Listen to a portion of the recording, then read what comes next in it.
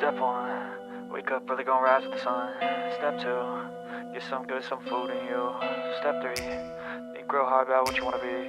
Step 4, everybody just do your thing. Wake up, today's gonna be a good day. Wake up, today's gonna be a good day. Wake up, today's gonna be a good day. Wake up, today's gonna be a good day. Wake up, today's gonna be a good day. Wake up, today's gonna be a good day. Wake up, today's gonna be a good day. Wake up, today's gonna be a good day. Yo, set your affirmations, aspirations. I got shit to do, the aftermath of preparation. Good food, good mood, blood in circulation. One step at a time, yeah, that's how you make it. Set a goal you control and the steps you take them. I try to pick one thought, have some concentration. And if I make a mistake, it's called education. I try to do this every day, call it replication. Wake up, today's gonna be a good day. Wake up, today's gonna be a good day. Wake up, today's gonna be a good day. Wake up, today's gonna be a good day. Wake up, today's gonna be a good day. Wake up, today's gonna be a good day. Wake up, today's gonna be a good day. Wake up, today's gonna be a good day. So life ain't easy, yo, I think there's a reason though. Ups and downs, just like every different season, yo. Sometimes I'm high, other times I'm barely breathing, though. I always gotta fight and hide from the demons, yo. Negative thoughts are poison, they rot. Head full of flies, so here come the clouds. They'll never stop unless I can swap all the bad for the good in my head when I'm lost. Yeah, so I'ma fake it till I make it. Positive thoughts are overtaken, I got patience. One day at a time is how you operate a cadence. A flow, you grow, you show yourself a foundation. Stay away from all the shit that causes temptation. I know that I like to do it cause it's sensation. I live my life in my head like a narration. Don't expect greatness, do my best, man, I'll take it. Wake up, today's gonna be a good day. Wake up, today's gonna be a good day. Wake up, today's gonna be a good day. Wake up, today's gonna be a good day. Wake up, today's gonna be a good day. Wake up, today's gonna be a good day. Wake up, today's gonna be a good day. Wake up, today's gonna be a good day. Wake up early, gonna rise with the sun. Step 2, get some good, some food in you. Step 3, think real hard about what you wanna be. Step 4, everybody just do your thing.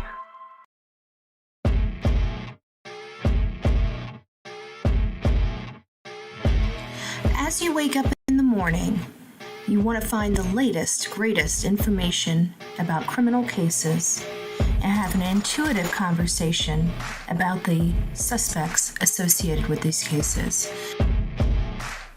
Head over to the Bullhorn Betty channel on YouTube.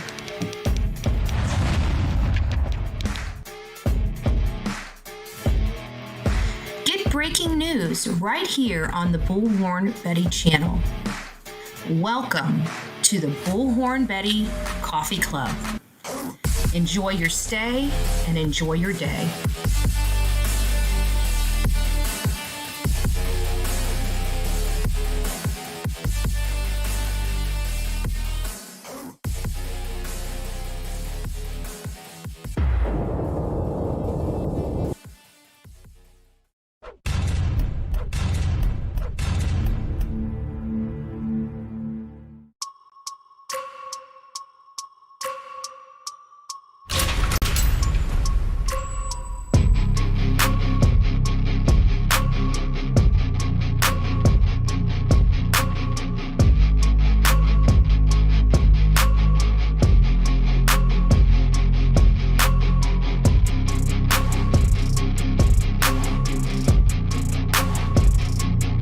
Good morning, my beautiful coffee beans. It's nice to see you this beautiful Tuesday morning.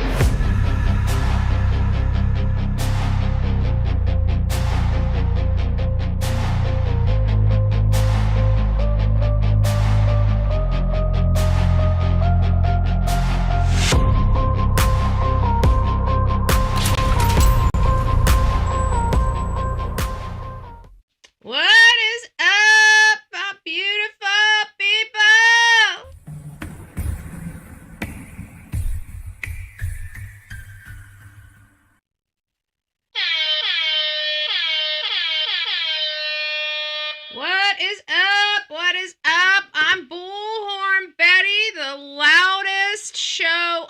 YouTube first thing in the morning. However, we moved the first thing in the morning to 10 a.m. for all of us. You guys know after the beginning of the year, it's going to go back to like 5 a.m. and you guys start hating me again. But that's okay. That's okay. While we do half the year, later than the other half, I don't know. It's just my body, okay? It's just my body. It just is what it is. I see Big Mac Mike stole his name back, and we've got Big Mac Mike, and Mike has been at McDonald's. It looks like we got some sandwiches going, French fries going. I'm getting hungry over here. I wanted to tell you, I ditched McDonald's, Big Mac Mike. I ditched McDonald's, okay? And I started going to Steak and Shake, and I'm sorry, for under $10, I can get a huge freaking burger, French fries, and a drink. And it is much more scrumptious, tasty, and I don't even taste the grease on the sandwich like I do at McDonald's. So if you have a local Steak and Shake, everybody go show some support for Steak and Shake and let them know Bullhorn Betty sent you, because we love Steak and Shake. We love Steak and Shake. And I didn't know I loved Steak and Shake until after the demise of, woke going into our Cracker Barrel, right? The Cracker Barrel is the Cracker Barrel. I know that everybody thinks Uncle Herschel's the cracker and standing next to the barrel, and how ignorant that statement is, but it's so untrue. The actual Cracker Barrel is the Cracker Barrel. Uncle Herschel is just Uncle Herschel leaning on the Cracker Barrel, okay? I just wanted to make sure we're clear. I know how history likes to, get all jumbled up and stuff. And we got caught talking about breakfast because of Big Mac Mike. Thank you so much, Big Mac Mike. Now we're all going to be going to the kitchen. Oh.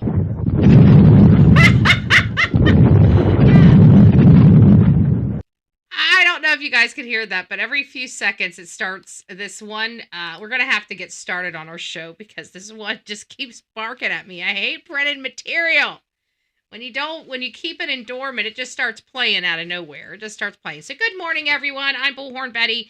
We're going to dive into the ICE Detention Center. It's the one I'm going to try to get through in and out quickly so we can spend the rest of the time on getting updated on David and Celeste's case. And then we're going to spend the rest of the 2 hours getting up to date on the new interview with Daniel Martell, Lilly and Jack's stepfather, so to speak. And so we've got a lot of stuff to go over this morning. So we're going to go ahead and get started. And first is just letting you know, I don't believe Trump supporters are out there beating the hell out of people. I just don't believe it. You're not going to pay me to believe it. We know we're on, especially with Nick out there, he's not going to let any of this stuff go on. If people are hurting people, they're defending themselves. I absolutely 100% believe that. I'm going to believe nothing other than that unless I see it. There's a lot of videotape out there. There's a lot of people running tape out there, okay? We see phones out there all. If we've got Trump supporters beating the hell out of people, we should certainly have the video evidence, okay? So until the video evidence is surfaced, now if we do find out there are, please don't let me find out there are, because I will condemn you right here on my show. I really don't care about your feelings, okay? We are a law and order. We believe in law and order. That's what we're doing here. And if you're not following law and order, I'm going to come down on anybody, not just the bad people, anybody. Okay. You don't take stuff into your own hands. Anyways, I don't believe it unless I see it. Show me some videos of Trump supporters. And I'm not talking about people putting on hats and playing like they're Trump supporters. I know a Trump supporter when I see one. Why? Because I stood next to millions of them. Millions. Okay. Millions of Trump supporters. I know what I know when I know what I know. So without further ado, let's just go ahead and get on in this so we can get out of the riots as quickly as possible and get moved on with more important news such as Lilly and Jack Sullivan, which are missing. So this man right here, the warrior spirit with what appears to be some type of cross on his neck is out here. Now, I don't care if you got his cross. I don't care if you're wearing a shirt that says I'm holier than God, okay? I don't trust you. I don't trust nobody in this world unless the people I know I can trust, right? I don't know this man. I'm not going to say I trust this man. I'm just not going to do it. I don't trust him. Trust no one. especially people out in these areas. I trust no one. Did you guys hear about the January 6ers? How much of a hoax that was? Over almost 300 FBI agents in that. Not agents, but, you know, their people, their whatever, confidential informants raising hell, trying to cause insurrection. Kind of funny. Our government is evil. Pure evil. Last night, bunch of Trump supporters came out and, well, actually just a couple of them came out and started attacking people. That's insanity. That's insanity. We're out here recording and supporting ICE and showing our love for this country, and they call us agitators when that's all they do is agitate and attack. How do you blame somebody? What have I done to create violence? What's the argument? Is my presence violent? Am I because I'm filming? Is that violent? What actually is Amen. The argument to say that I am Nick's order. agitating or whatever? I'm seeing the right wingers instigate fights. I'm seeing. Sorry, bro. We don't believe you. Okay, we just don't. We've been watching. I don't know if you guys have, but I've been stuck on X. I see who the agitators are. And if this man is literally on this camera saying this stuff, then he's intentionally lying. Why? Who is he? And why is he taking the camera to lie? That's what I want to know. If you know who this man is, please reach out to me, bullhornbetty@gmail.com. bullhornbetty@gmail.com. I'd like to reach out to this guy and find out who he is. Find out where he comes from. Just interested. Don't want to call anybody a liar, but I just don't believe him. Federal agents use excessive force night after night. Probably, Peggy. This is what I'm seeing. I'm not seeing what Pam Bundy and Donald Trump is talking about. I'm not seeing it. Okay, I'm not seeing it. Okay, let me explain it to you, brother from another mother. Let me explain it to you. How this works is when you guys gather out there in front of a federal building, and you won't let federal vehicles pass, well, you're giving the Trump administration the rights to come in there with military to make sure that their agents can get in and out of their federal facility, okay? So for all the idiots in the back that aren't getting what's going on, you're creating the problem that you're saying you don't like in your own community, okay? By your asses being out there, you're creating the problem that you're saying you don't want in your community. Okay? So if you don't want the community looking like a war zone, then move your asses out of the area and go home. Because every time you stop a federal agent from doing their lawful job, they're going to have to bring in federal agents to allow them to work. That's how the law works. Okay? I don't care what your dumb governors and mayors tell you. That's what's in the statute. Right here. So don't tell me. I don't want to hear these stupid governors saying that our president doesn't have the right to do these things. He absolutely does. And you're showing him exactly why he should enact the Insurrection Act. You should be lucky he hasn't yet. Because as soon as you make it more uncomfortable for him, the easier it's going to be. And as soon as that's done, you bet your ass there's going to be tanks running down your street. Because that's his right. So if you don't want this, then stop. It's just that simple. Go home.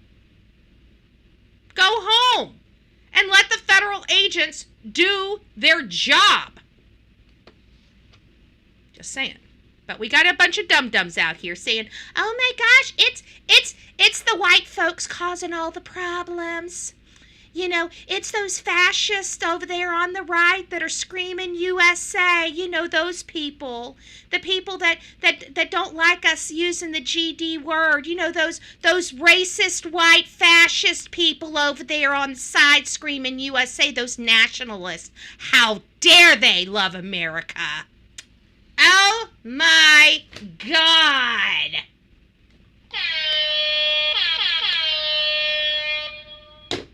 I'm very proud to be an American. I know I live in the freest country in the free world, and God blessed me to be here. I could have been born in Africa. I could have been born in some war-torn area. I could have been born in Russia. What a nightmare that would have been for Bullhorn Betty, right? But no, America got me. Okay? And I'm proud that America got me. Did I have a choice over it? No. Did I have a choice over the color eyes, hair, or skin that I have? No. God blessed me, just like he blessed you. What color is your skin? It doesn't matter, because God blessed you with it. What color are your eyes? It doesn't matter, because God blessed you with those. God blessed you with your height. Everybody that's short wants to be tall, but you know what? I don't know about you, but tall people hit their head entirely too much. You know, God blessed me being short. It has limited my head knocking. I'm just saying, you tall people, how many times do you guys hit your head a day? Just tell me. I'm just curious. I'm asking for the short people. I'm asking for the short people. I gotta be honest with you, our coffee club makes poor little Bullhorn Betty feel like a freaking, a model, a full, a model walking down the thing. Like, I feel so tall around our people. You guys don't realize the coffee club's very small. We're very small women with big mouths. I just want to let you know.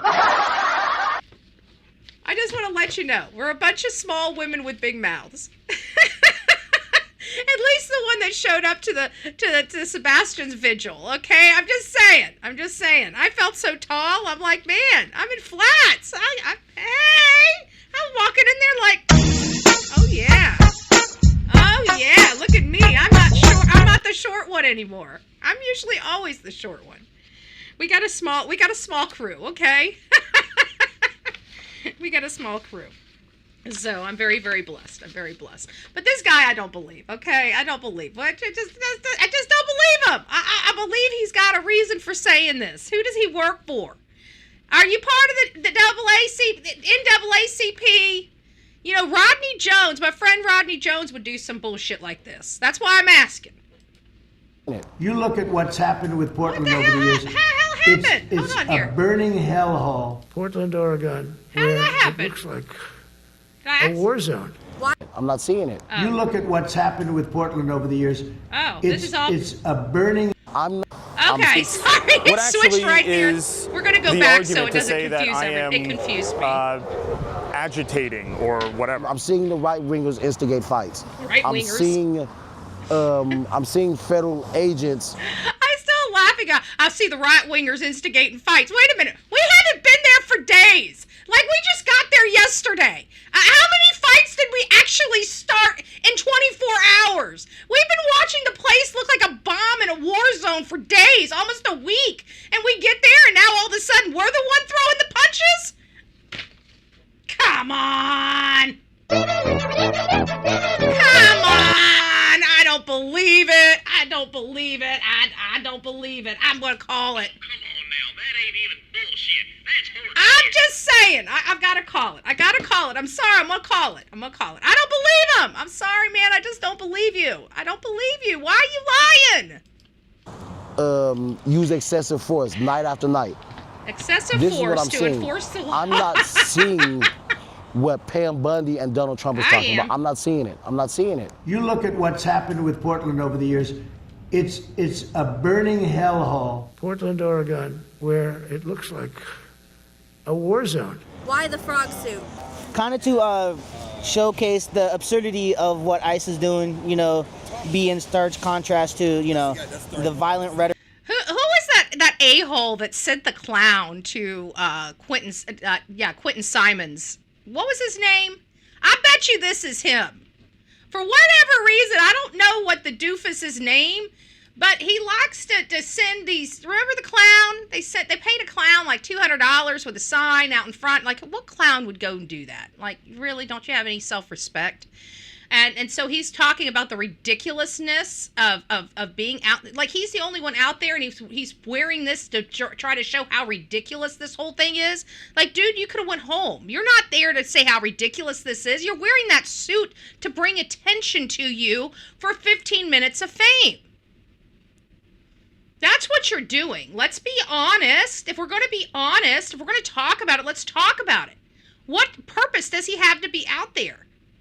He's in a frog suit. How could that be protesting? I mean, you protest with what you protest with, right? I mean, I guess if it came down to a child, I'd get in a frog suit. going to be a tough show. It's going to be a tough show for poor Bullhorn Buddy. Hey, Honey Dip, it's nice to see you. Lisa Ann, it's nice to see you. Yes, it's true. The RCMP had a news brief about it. About what? Rapper. That's it. So this might be rapper. Is this rapper? I bet you it looks like a rapper. He looks like a doofus. I know rapper's a white guy with glasses. It's a white guy with glasses. Is this rapper? Is this rapper? Out from Mama's basement. Is rapper out from Mama's basement? I don't know. We're going back into the vault. I don't know if it's a good thing. Let's keep going. We got Kermit the Frog here. Let's listen to what Kermit the Frog has to say.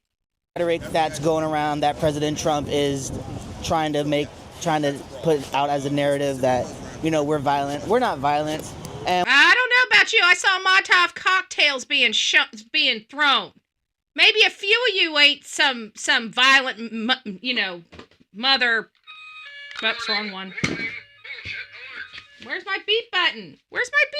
Oh, it's way over here. How the heck did it get way over there? There we go.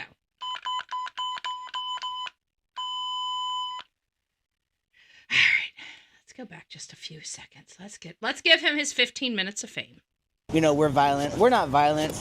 And what better way to show that we're not violent than to be in a freaking frog costume? So we have one non-violent Antifa member.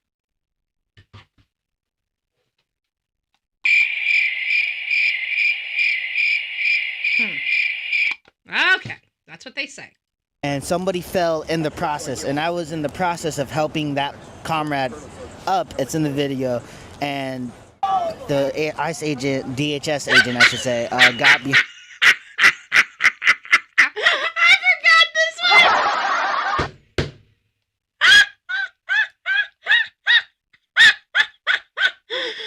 Oh, they put a canister in his ventilation hole.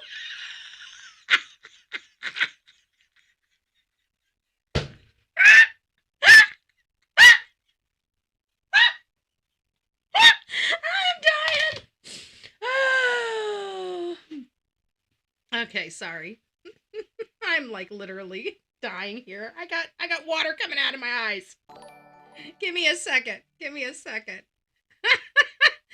Oh, it's Anna Scoop. Thank you for becoming the newest member of this crazy crew we call the Coffee Club, i.e. the Insane Asylum. Grab your straight jacket and your padded room and welcome aboard. We're going to have to go back to this. Hold on. Hopefully you guys can see this. Ooh, it's gonna get hot in here. Okay, let's listen to Mr. Kermit the Frog talk again. I want to try not to just bust out laughing. I forgot this part. Am I a horrible person for enjoying this so much? Oh my goodness. I'm sorry, Kermit the Frog, for enjoying your pain, but I'm sure if this shoe was on the other foot, you would enjoy it yourself. So just thought I'd throw it out there. What's good for the goose is good for the gander. I'm just saying. Somebody fell in the process, and I was in the process of helping that comrade up. It's in the video, and the ICE agent, DHS agent, I should say, got behind me and sprayed into my air vent. To be honest, I had a headache for a while. There are better ways to handle, someone in a frog suit other than spraying them. I was...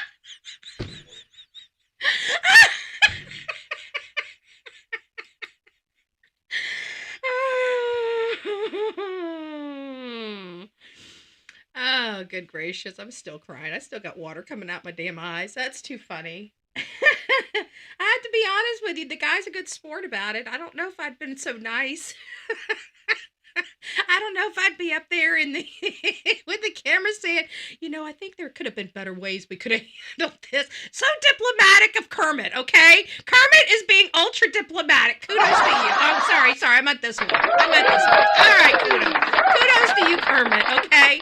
I don't know if I'd have been that I don't know if I would have been such the great sport you were, okay? I think my response would have been, I think it would have had a lot of these in it.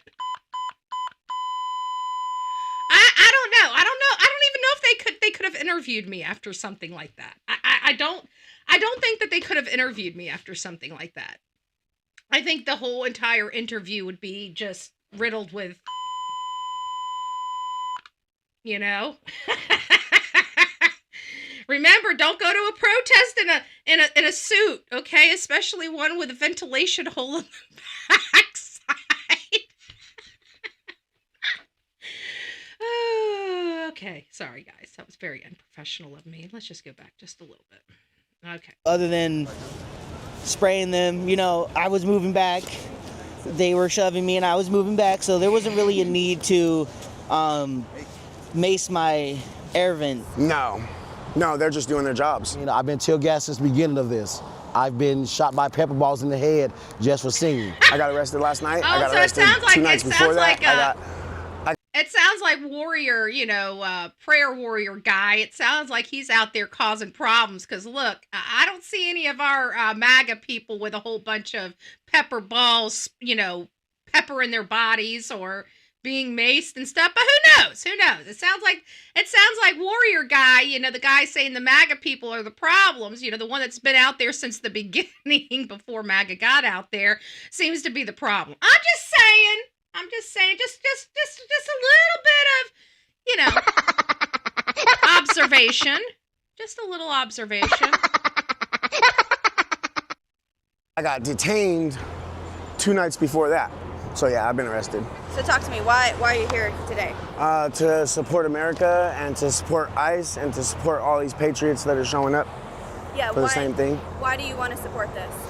Because they killed Charlie Kirk and they want to shut down free speech. They want to shut down speech they don't like. People have lost their responsibility in this country. Amen. And tonight, we will be exercising our First Amendment right, and we will be walking down that sidewalk whether they like it or not. I'm not going to stop coming back out here. I'm going to come out here every day until either the National Guard comes out here, the feds come out here, or these people get sick of seeing our faces out here. If this is the country that we're living in,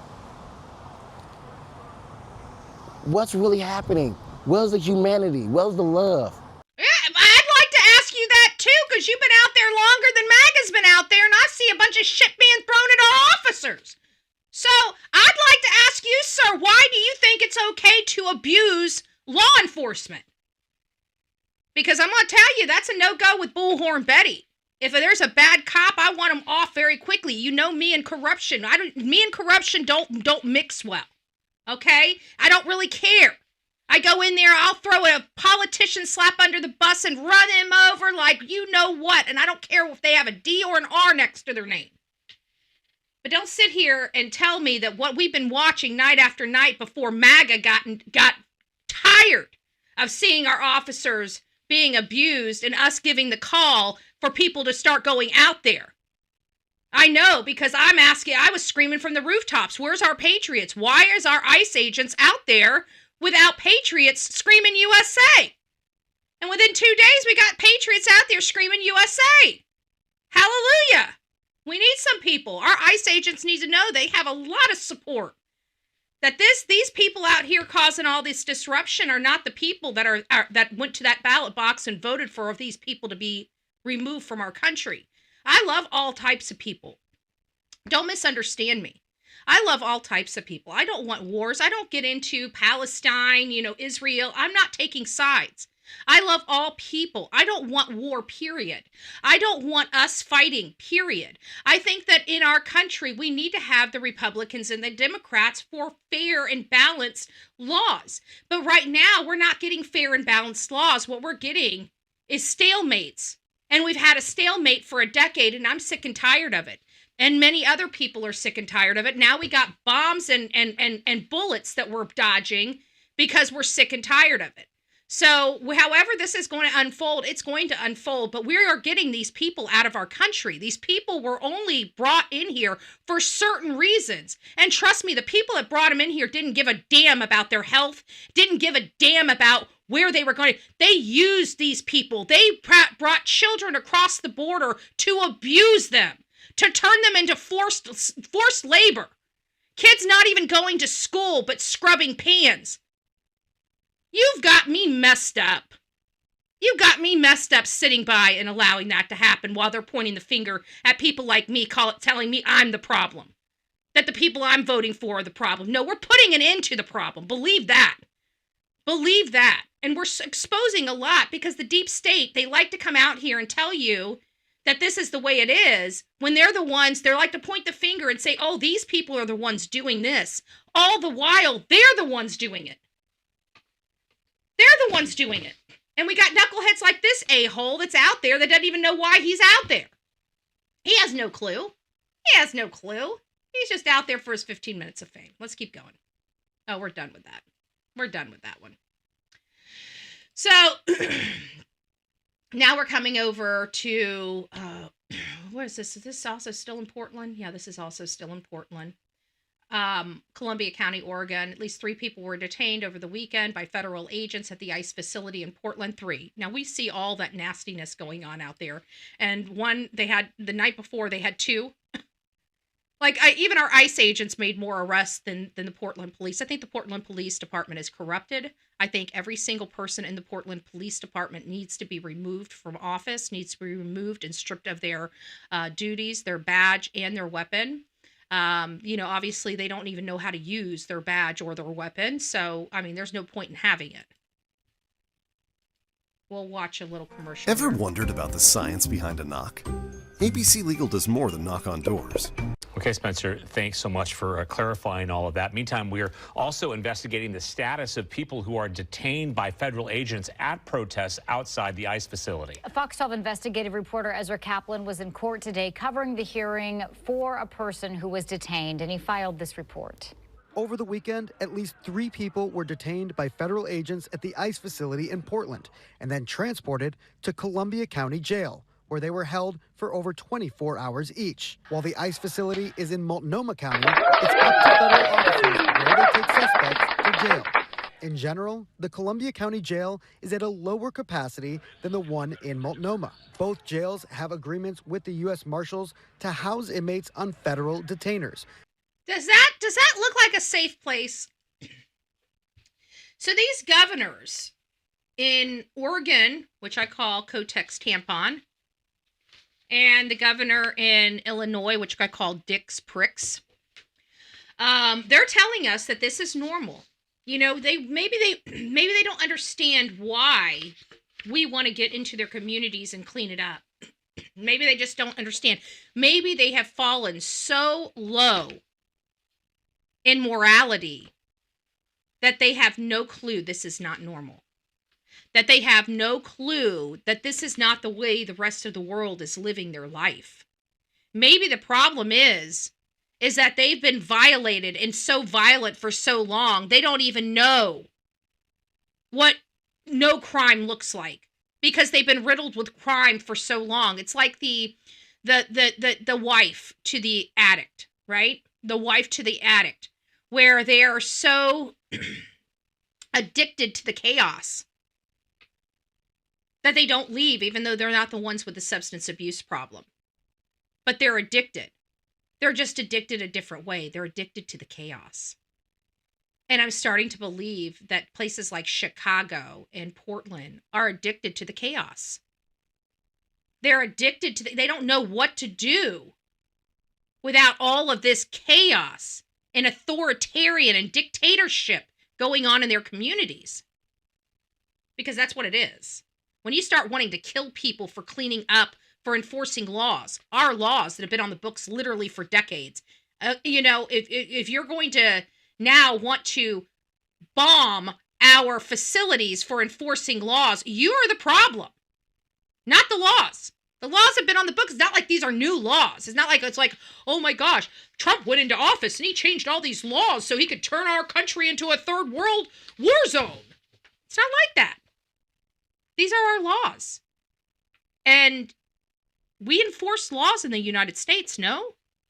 Oh, so you just want us to decide who's the have and have-nots, right? When we're trying to lay a playing field that everybody is the same, you want us to treat other people and laws differently than a different person, right? So you want us to ignore the laws for the people that broke the laws, but you want to enforce the laws over here?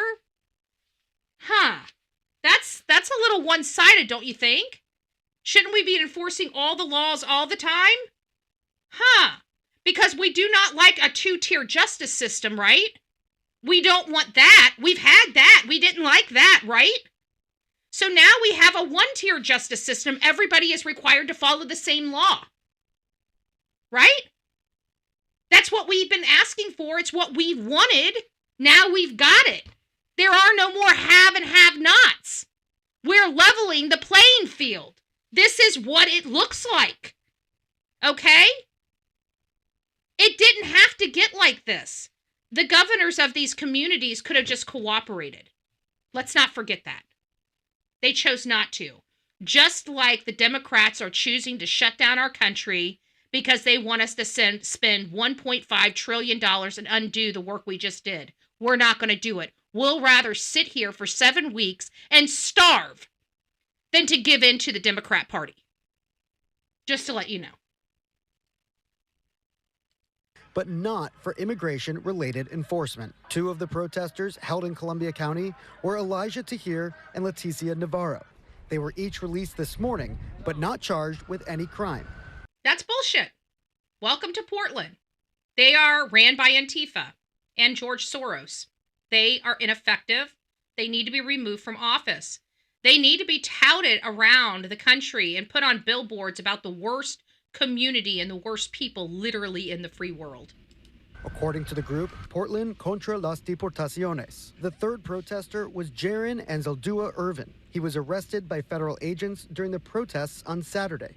That's when his wife, Bailey, says his phone's location went dark. I didn't actually hear from him for over 26 hours after the initial detainment. He was moved to a different county jail at that time, and then we were able to talk for about 50 seconds before we had to pay to have additional time.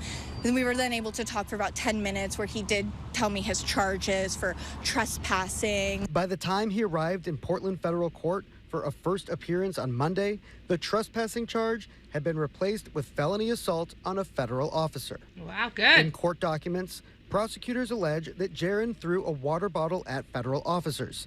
They point to screen grabs from surveillance cameras outside the building as evidence. The judge in the case released Jaron without bail, with the next court date in November. His wife said that Saturday was Jaron's first. Don't you know? No bail, this whole no bail thing's been working for us. So, this also works for people that rape children and murder people as well, right? They go into court in Portland, Oregon, or anywhere in Oregon, and they walk out without even having to post a bail. Why? Because they don't care, right? They don't care about you. They don't care about your children. They don't care about your family. They care about PC, political correctness. Showing people that criminals have rights over and above law-abiding Americans. By the way, give me your guns because they want the felons to run and rule the streets without any type of oversight. And oh, by the way, you have to call law enforcement if you want protection. If somebody comes into your home, you're just supposed to let them rob you, okay? So, folks, that's the new America that they want for you. If they're coming to rape you, they just want you to get raped, and they'll try to find the guy afterwards. That's how it works in the new America, according to the Democrat Party. Time at the protest. Jaron was there for his very first time. This is his first protest. He has felt really moved by everything happening in Portland recently and really wanted to show up and, bring as much support as I could. Court documents also reveal more information about what... And support means throwing water bottles at law enforcement. Really moved? Like, I've been moved by a lot of things. I do protesting all over this country, and I don't recall one time me ever throwing a projectile at law enforcement or anybody else. Government agencies are currently operating at the ICE facility. Agents from the DEA and the Bureau of Prisons both were involved in arrests over the weekend. And the affidavit for that felony assault charge, that was written by a special agent for the Federal Protective Services, normally based in St. Louis, Missouri. Yeah, no shit, because we don't trust anybody in Portland, Oregon. Why? Because you let them walk right out. There's no accountability. You want to know why you've got a lawless area? Is because nobody's required to follow the fucking law. Excuse my language. Little day late and $1 short here. I'll do an extra one for Sonya. There you go.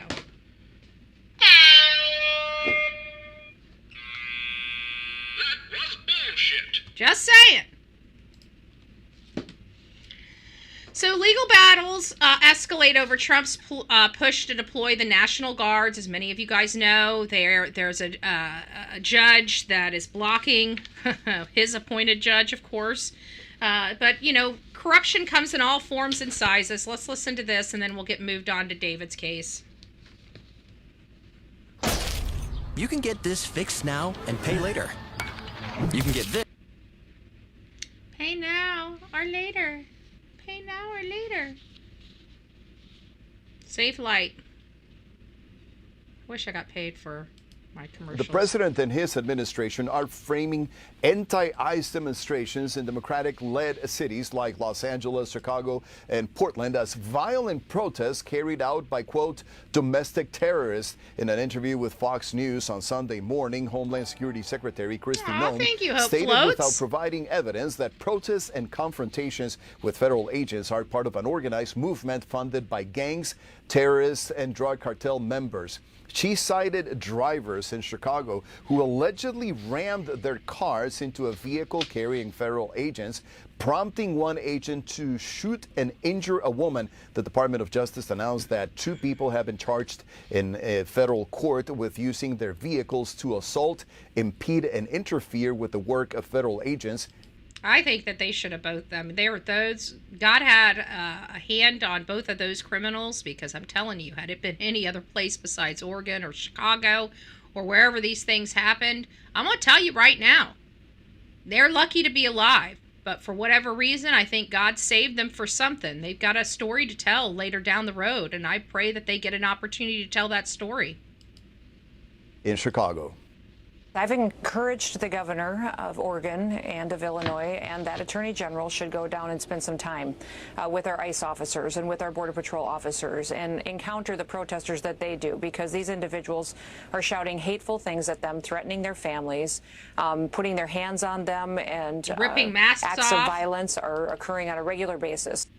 I saw one instigator out there throw piss on a MAGA supporter. Pee in a bottle and throw pee on somebody. And nobody did any. That's biological.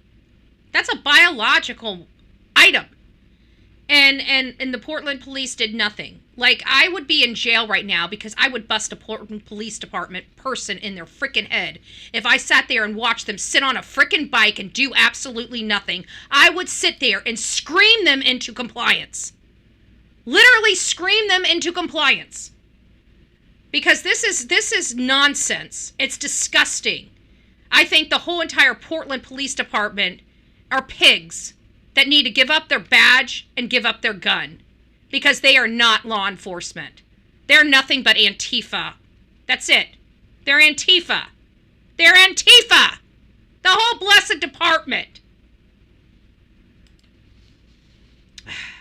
Frustration. Frustration! Let's finish up this before I go on to the next thing. In an interview with CNN also on Sunday, Illinois Governor J.B. Pritzker criticized the Trump administration for last week's raid in the city of Chicago, featured in a DHS video posted on X this weekend. According to the governor, U.S. citizens, children, and elderly people were detained for hours without cause. There is no without cause. I'm tired of this. I'm tired of mainstream media inciting this language and putting this dickhead on their show. He doesn't know what the hell he's talking about. He doesn't care who he kills in his country, or in his state, rather. He doesn't care. All he cares about is maintaining power for the Democrat. He doesn't care what black child on his corner gets shot and killed, or what one is ripped into one of these abandoned buildings that should have been torn down a decade ago and raped. He doesn't care. This governor doesn't give a shit about the black and brown community. Cut it out. Cut it out.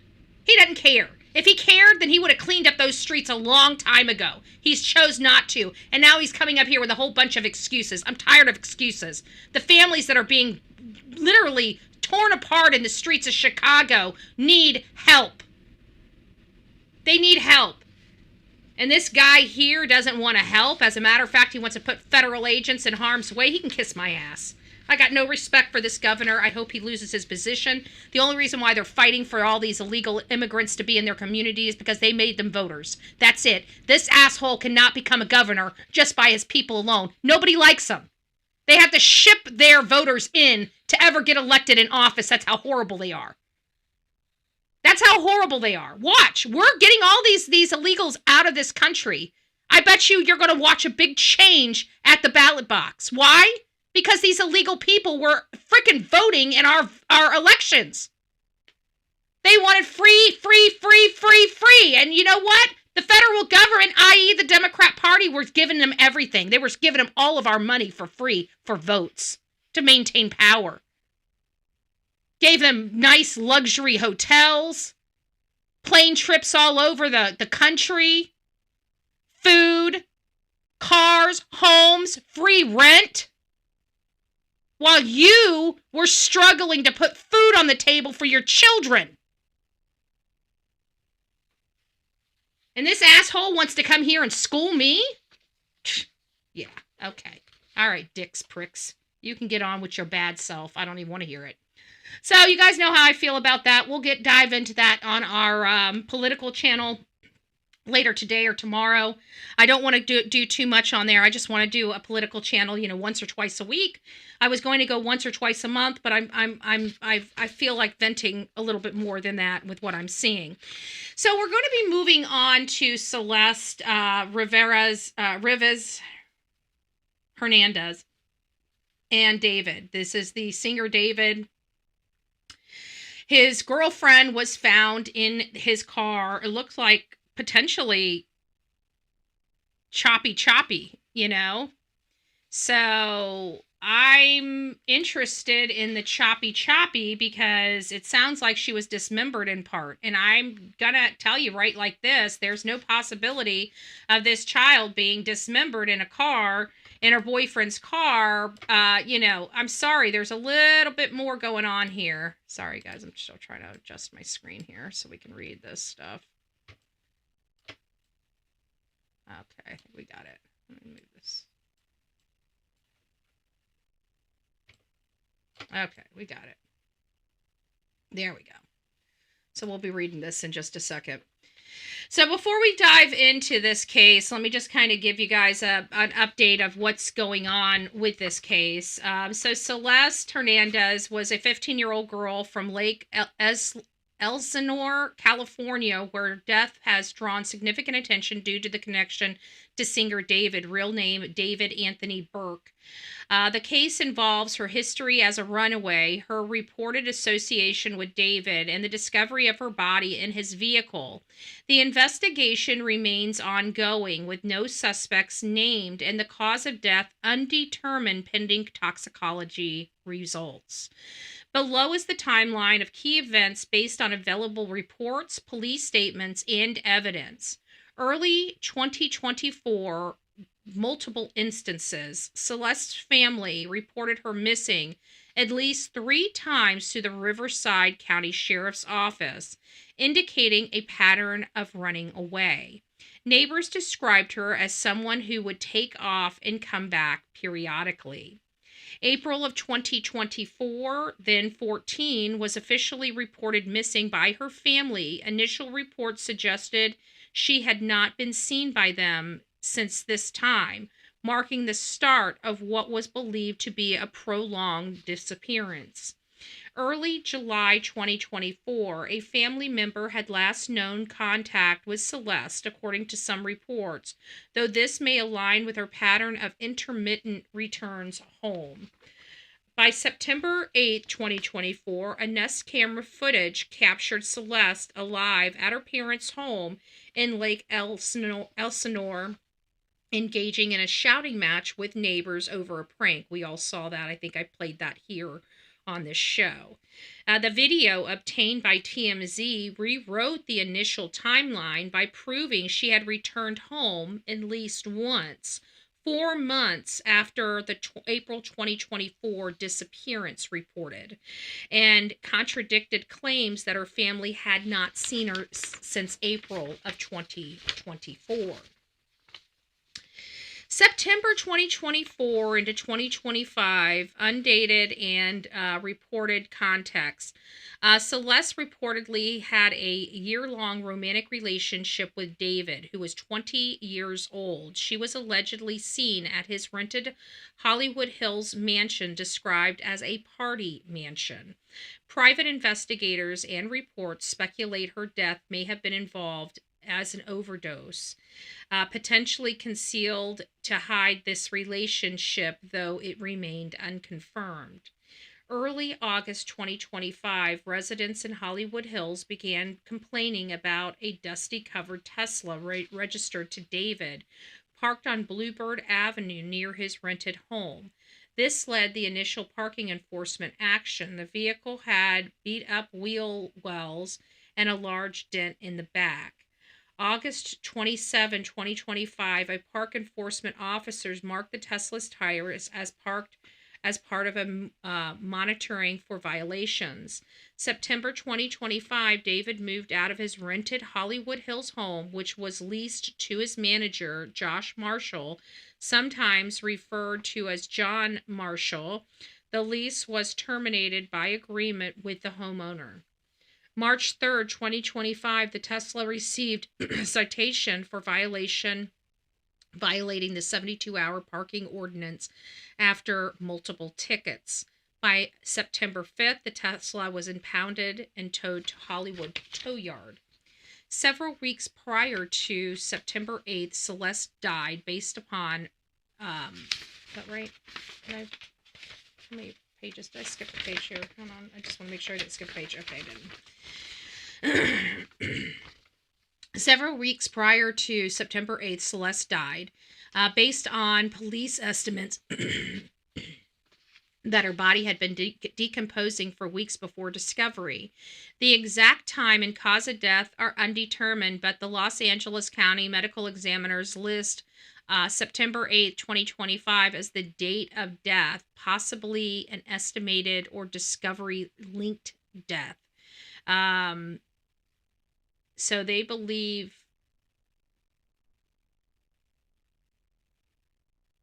the date of death they list as the date that they found, but several weeks prior to the 8th, they believe Celeste had died, even though the Los Angeles Medical Examiner listed her date of death as September 8th. Possibly an estimate or discovery I don't think that makes sense. She was not pregnant per the report. September 8, 2025, one day after Celeste's 15th birthday, September 7th, tow yard workers noticed a foul odor coming from the Tesla and alerted police. Detectives obtained a search warrant, opened the front trunk, and found her heavily decomposed remains weighing only 71 pounds inside a black bag. She was identified via tattoo on her finger. This discovery occurred exactly 1 year after the 2024 video footage. David canceled his tour shortly after, but has not spoken publicly or offered condolences. September 17th, LAPD detectives served a search warrant on the residence associated with David as part of the investigation. September 18th, Celeste's family publicly spoke about her death for the first time.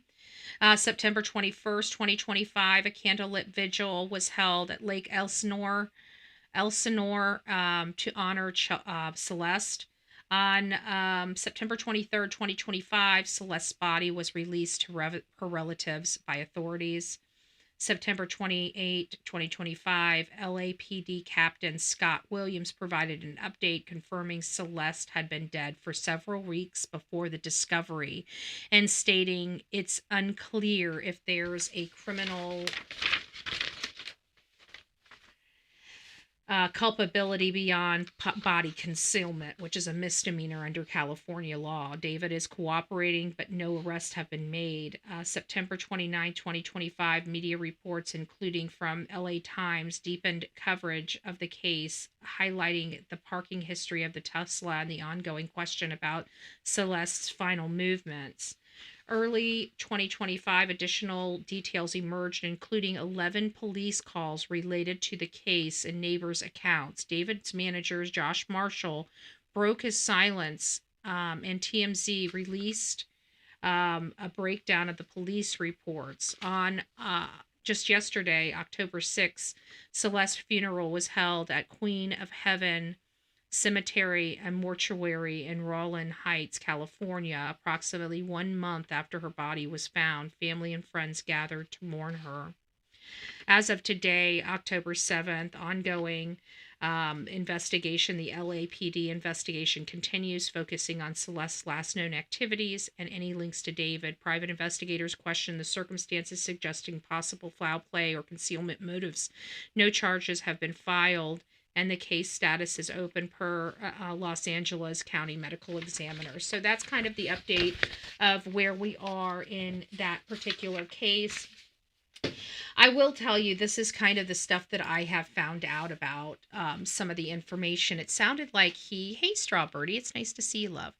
It sounds like he was very controlling, and, he's 20 years old and she's 14, and allegedly she's been with him possibly as early as 12. And him 18. So there's a 6-year difference. And, as you get older, 6 years is not a major deal. But when you're younger, 6 years is a huge deal. Okay? It's a huge deal. And it's the difference between a 6-year-old and a 12-year-old, right? Developmentally, it's a big deal. 6 years in these age groups are much different. And likewise, from 12 to 18, a big deal.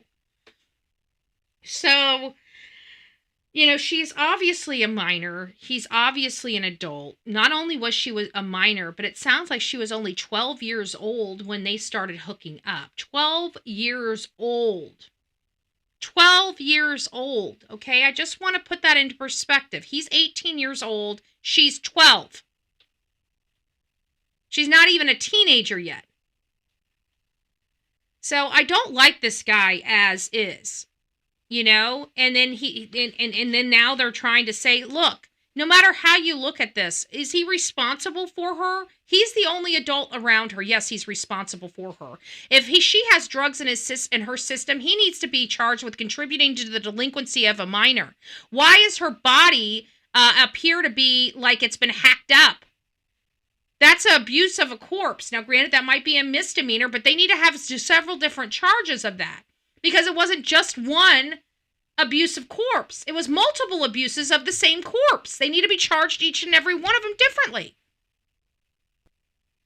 There's a lot of charges here for this kid, this David kid, and I hope they charge him appropriately, because at the end of the day, whether she died, who chops up their girlfriend and throws him in a trunk and ditches a car over a drug overdose? I don't believe it. Why not call for help? Why not do a number of things? Those things, in this whole thing of abuse of a corpse, those things need to start coming up from misdemeanors to felonies, okay? If you honestly, what's wrong with our government? You think it should be a misdemeanor to dispose of a body, to give them, if all you can prove? If you can't prove the murder, they only get no! They need to, somebody goes and throws a carcass away of a human being, that should be a felony. Why? Because you want to deter them from doing it. You want them to call law enforcement or call medical professionals for help. When you make dumping a body only a misdemeanor, everybody's going to do that so they don't have to talk about drugs or God knows what else. Sick stuff. Sick stuff. So David not involved in Celeste Hernandez's death, ? Here's the singer's legal representation. That's another thing. I also heard Blair Burke is representing him. He's hired Blair Burke. Blair Burke, you guys should know, is a well-to-do celebrity type of attorney. He's handled things like Harvey Weinstein and Lindsay Lohan. Lindsay Lohan. Yeah, I think it's Lohan, yeah. those types of people. So this is a power attorney. This is definitely a power attorney that he's got. And so David has hired a top attorney, Blair Burke, and is cooperating with law enforcement while no arrests or suspects have been confirmed in this case.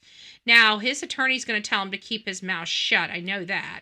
Authorities say there is currently no evidence that David, whose real name is David Anthony Burke, is involved in the death of I call bullshit on that.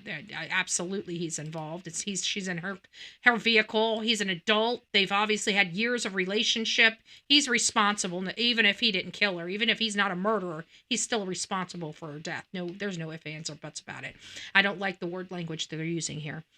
Rivas Hernandez remains were discovered on September 8, 2025, after the vehicle was towed to Hollywood impound lot. The Los Angeles County medical examiners listed her cause of death as deferred, meaning further testing is required. Officials are still working on to determine how she actually died. And then just a little more information about the attorney, Blair Burke. I figured I would...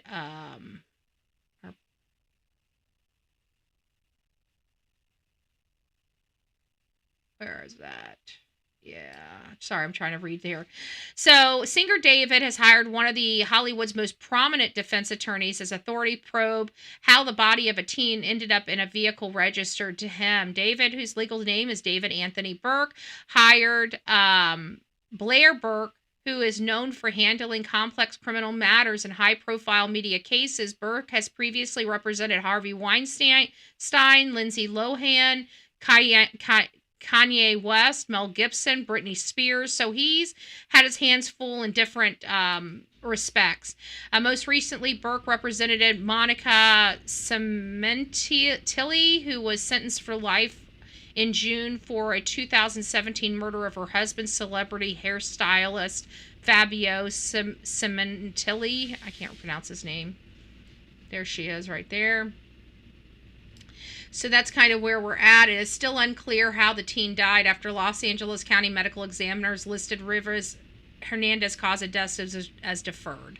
So that's kind of where we are in that particular case. So if you guys were wanting your update on the David and Celeste case, there you have it. Before we move into the main topic, which is Lilly and Jack Sullivan, I don't know who did this. I think I do. I've reached out to the person to find out. But somebody sent me a very gracious gift. It's Cousin T's oats. I got 3 of these. I've got the pure landslide maple syrup and the medium roast coffee. So whoever was responsible for that, I just want to tell you I did receive your very thoughtful and gracious gift. And I'm very, very, very appreciative of it. And I am going to make a brown sugar, maple and brown sugar oats, because I've got that in stock. So I think I'm going to make that for either breakfast or a snack later today. Thank you for that.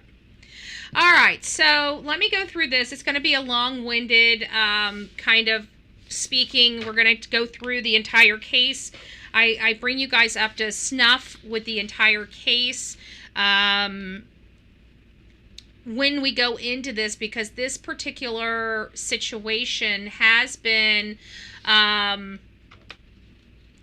me get this right. There we go. Now we can get it bigger. Okay, now we got them. All right. Sorry, guys. I wanted to make sure we got that set up. So I go through, kind of bring you through chronological order about what happened. It's a little drawn out going into this case, but I find it very, very important because I need people to be up to snuff on this, because this particular interview we broke down, this is part 4 of it. So, in case somebody wasn't here for part 1, 2, or 3, I want to make sure. Now that sounds delicious. Maple brown sugar oat milk. Ooh, that does sound good. Aw, thank you. SRK, it's nice to see you. Thank you. Let me go over here. I saw a few people. I just didn't have a chance to say hi to you guys this morning. So before we start, let's just go ahead and go through here. If you guys would love to, I do have a goal for 10 teal super chats just to show some channel love and let us know how you're doing today. I'd like some positivity if possible.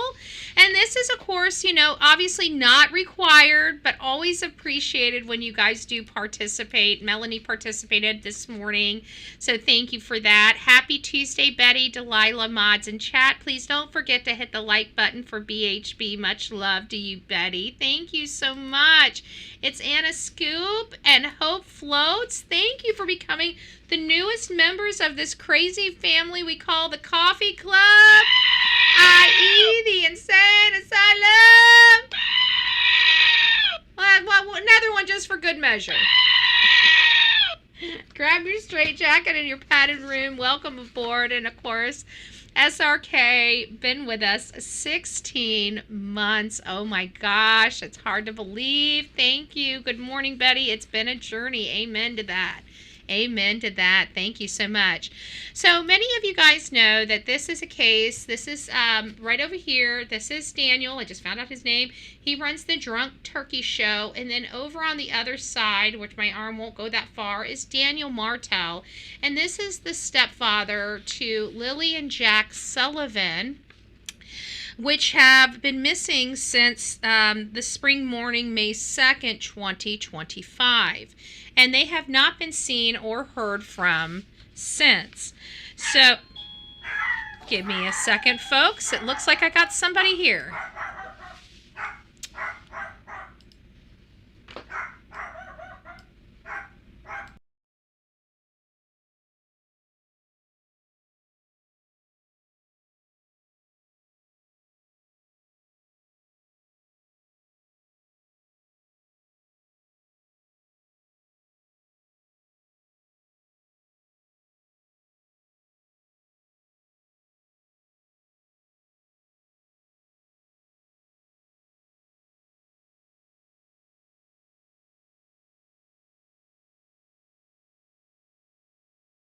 Somebody must have had they must have known we were talking about food. I don't know how this person thinks I'm going to be able to eat 2 breakfast sandwiches, but what? Do you want one?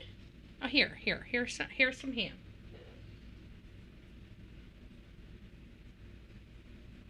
Want some egg too? You want to try some egg?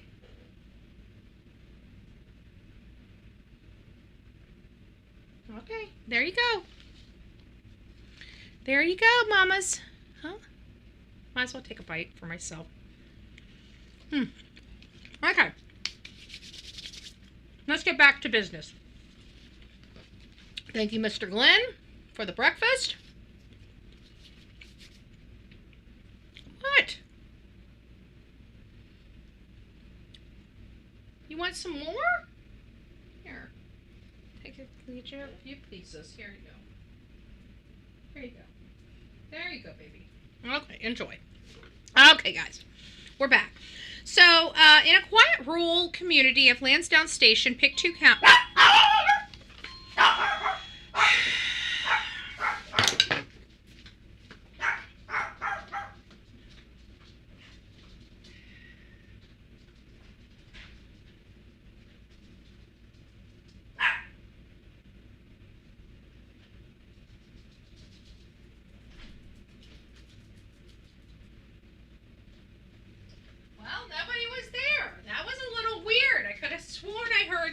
Doorbell, but I guess not. Okay, so we're back. This is going to be the last of our distractions. Aw, thank you, Powder Dusty.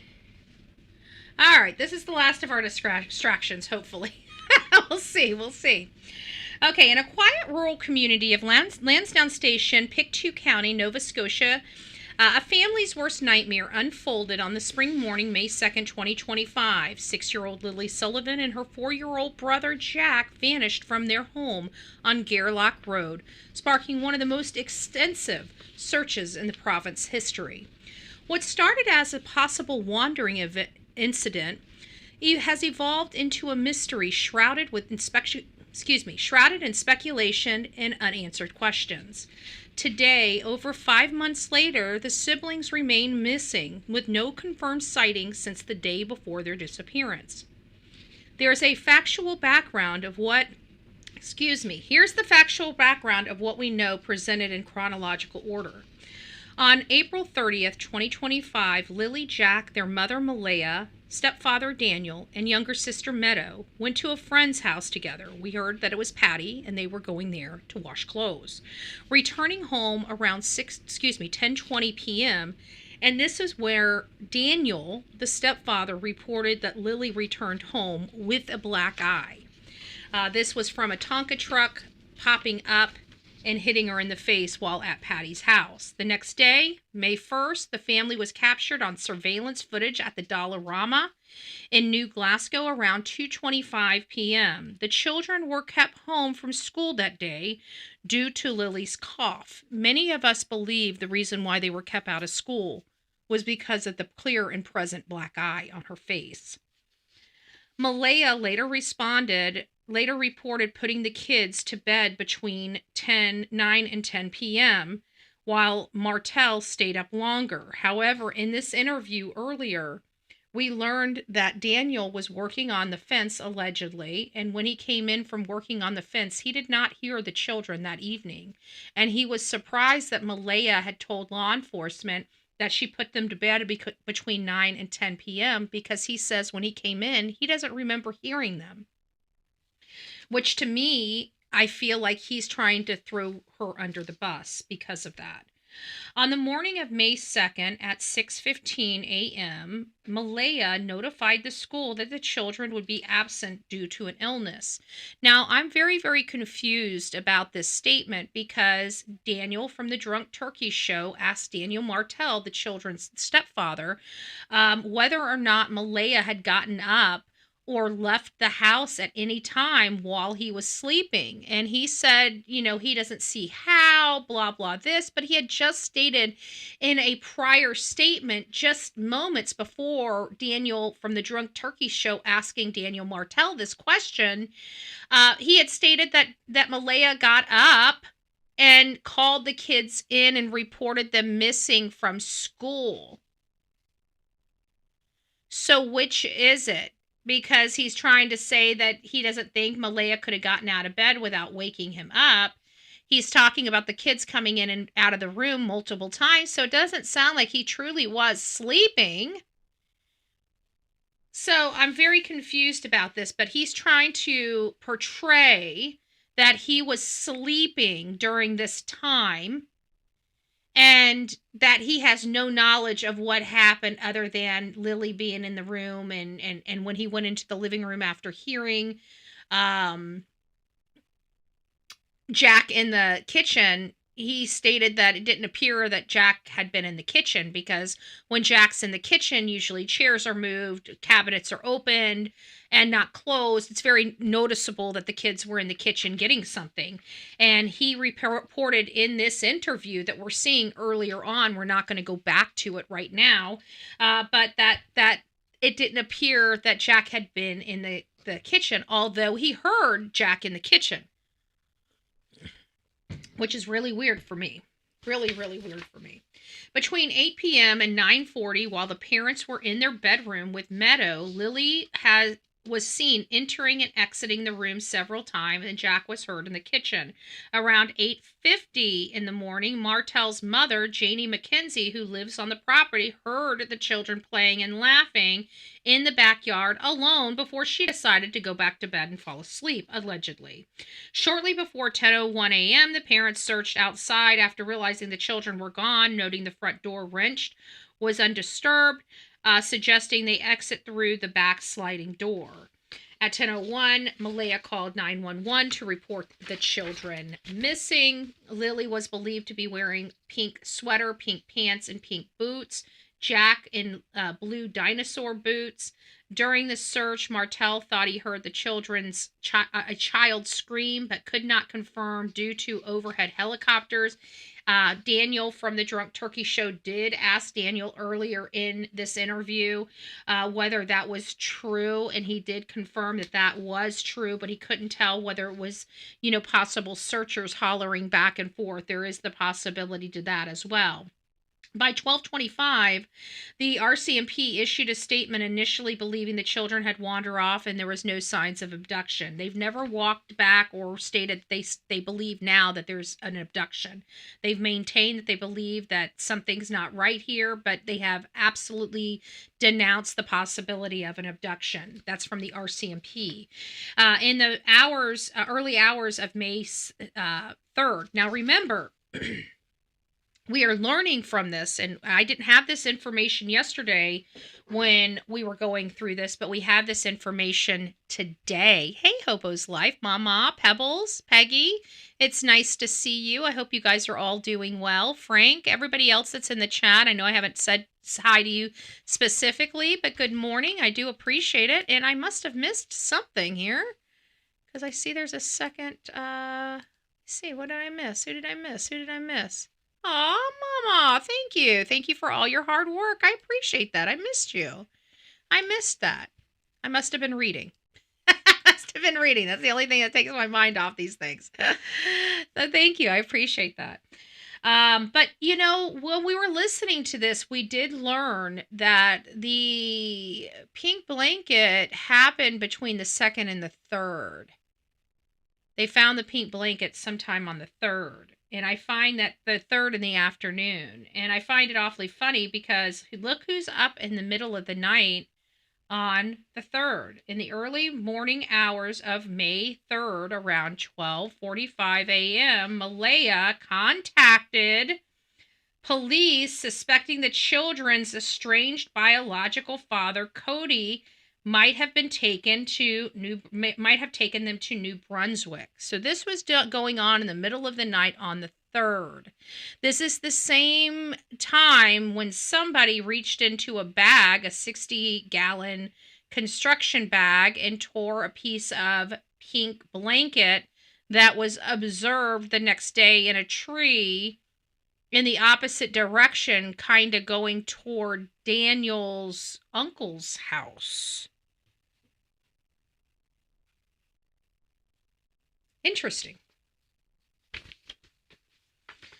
Officers visited Sullivan's home around 2:50 a.m., where he denied involvement of having not seen the children in 3 years. That day, searches expanded over 100 police and volunteers using ground teams, drones, dogs, and helicopters. By May 4th, the search involved 160 people. Now, by May 4th, Malehya Brooks-Murray had already took off, never came back to the scene, blocked Daniel, and removed all photos of Daniel from her social media. That happened on May 3rd, the afternoon of May 3rd. So by May 4th, now Mom's gone, Daniel's still out there, his mom's still out there, and they've got the search involving 160 people. Martell publicly urging the checks of the borders and airports for possible abductions. May 6th, Martell reported back Malehya had left the family and blocked him on social media. Children's maternal grandmother, Cindy Murray, which is Malehya's mom, stated that she's not speaking because police told them to limit media interaction. They still have not spoke all these months later. That tells me that Malehya knows something, and her mother is protecting her, because no grandmother is going to sit in silence. Look at Belinda Gray. She's not sitting in silence. But Cindy Murray is Malehya's mother, and so is Janie.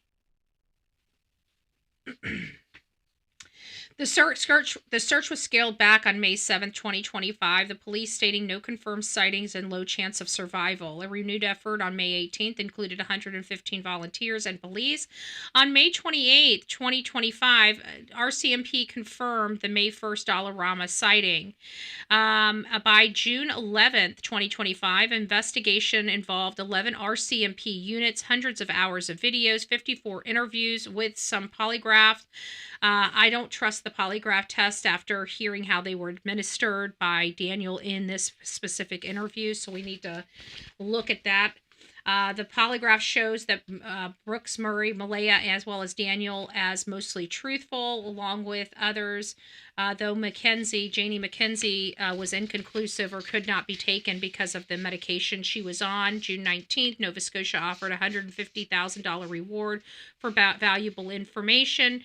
In August 2025, released documents revealed Lily's pink blanket found in a tree a kilometer away. It obviously there was people setting up stuff around this scene, and there's no reason to set up anything around a scene of children that wandered off unless the children truly didn't wander off. So I am using the approach of, just because of all this stuff that's happened, the shoe print, the cleared torn blanket that was planted, it is telling me that these children are deceased, that these children have been met with foul play, and somebody is trying to throw off the investigation. That's what it's telling me. A witness reported seeing similar children approaching a woman in a gold or tan sedan on May 2nd. That information came 30 days later, and the children were reported much older than what Lilly and Jack would have been reported as. Over 760 tips had come in. 8,000 videos were reviewed, with forensic testing ongoing. The paternal grandmother called for public inquiry, citing prior child protective concerns. On May 19th, the RCMP announced the use of cadaver dogs in the new search, which is surprising. They should have had them out there long before that. Earlier this month, October 2025, they had more than 820 tips have been received, but family members remain, but the children remain unfound. They've never been found. No sightings have been seen of them either, which is another red flag. Public sentiments has been marked by frustration and widespread speculation, fueled by the lack of concrete updates by authorities. Many online communities, including true crime enthusiasts and platforms like Bullhorn Betty here on YouTube, as well as Reddit, believe the children didn't simply wander off but met with foul play, possibly an accident or intentional, at home or nearby, given the dense terrain and absence of trace. Rumors swirl around the family dynamic, including the parents' estranged post-disappearance and unverified claims of prior concerns like bruises on Jack and black eyes on Lily. Some family members like Belinda Gray expressed doubt that the children are alive and rely on true crime shows for information, which have generated tips but also spread misinformation. Discussion often highlights red flags in parental interviews and neighbor accounts, such as vehicles heard leaving the property the night before. Overall, the public feels the case points to something suspicious rather than a simple accident, with calls for more transparency from the RCMP, but there's still hope, and you can still help. The Nova Scotia government is offering a $150,000 reward for information leading to the children's location. If you have any details, no matter how small, please contact the Northeast Nova Scotia RCMP Major Crimes Unit at 902-896-5060 or Nova Scotia Crime Stoppers anonymously at 1-800-222-8477. So what we've learned in this interview so far up to this point is that it appears that Daniel is really trying his hardest to distance himself from the situation. He, at the very beginning, a lot of his interviews were geared toward him. They were geared more toward him being the caretaker of these children, Malehya, after having the baby, didn't want the children, didn't seem to be all that engaged in the children. Oh, thank you, Hobo's Life.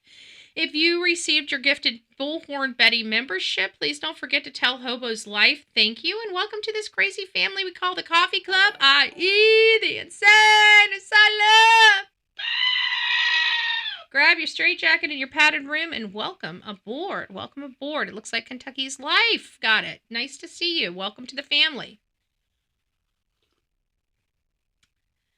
But it sounded like he started distancing himself. He started talking about being out, working on the fence with his mom and coming in and the kids not being there. You know, that the kids, that he was surprised that Malehya told law enforcement that they were in bed by 9 or 10 o'clock because he doesn't remember them at all when he came in the house from working on the fence.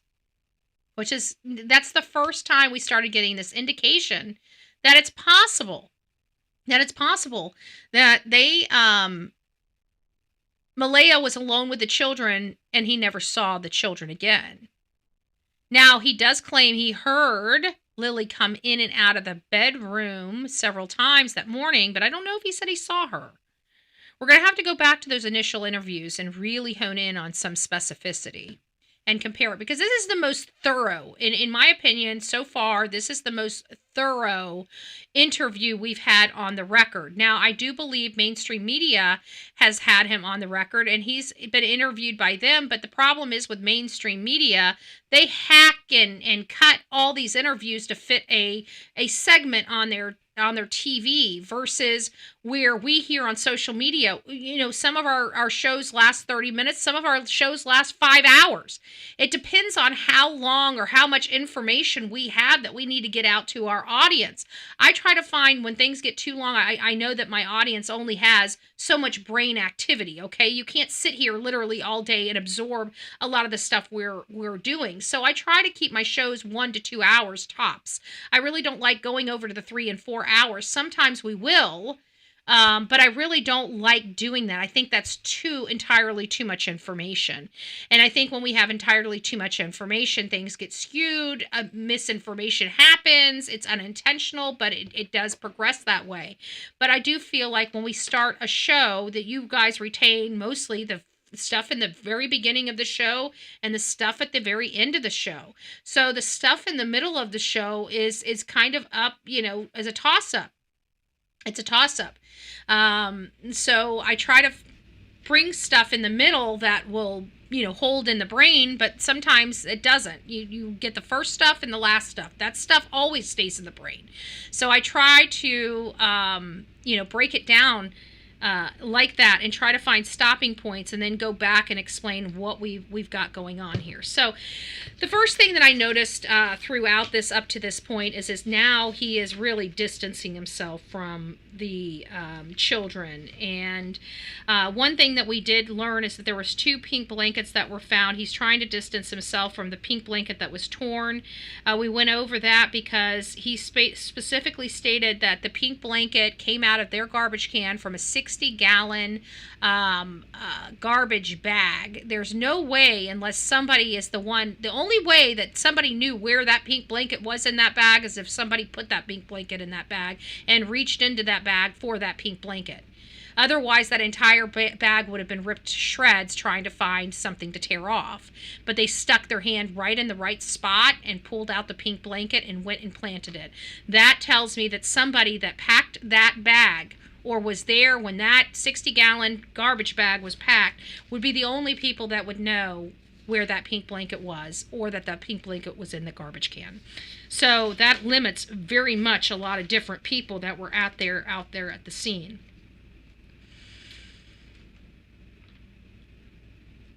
He did confirm that there were some screams that they heard through the helicopter.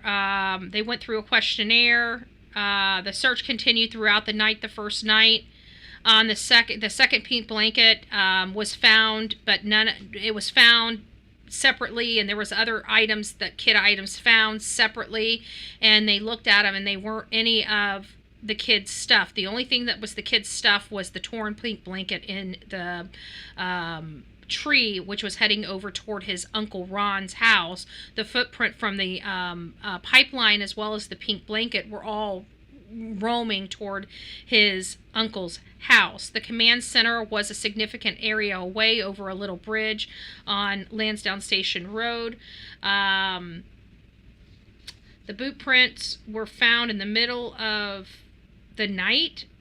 They say that there were searches going on in the middle of the night, and they found the boot print potentially in the middle of the night.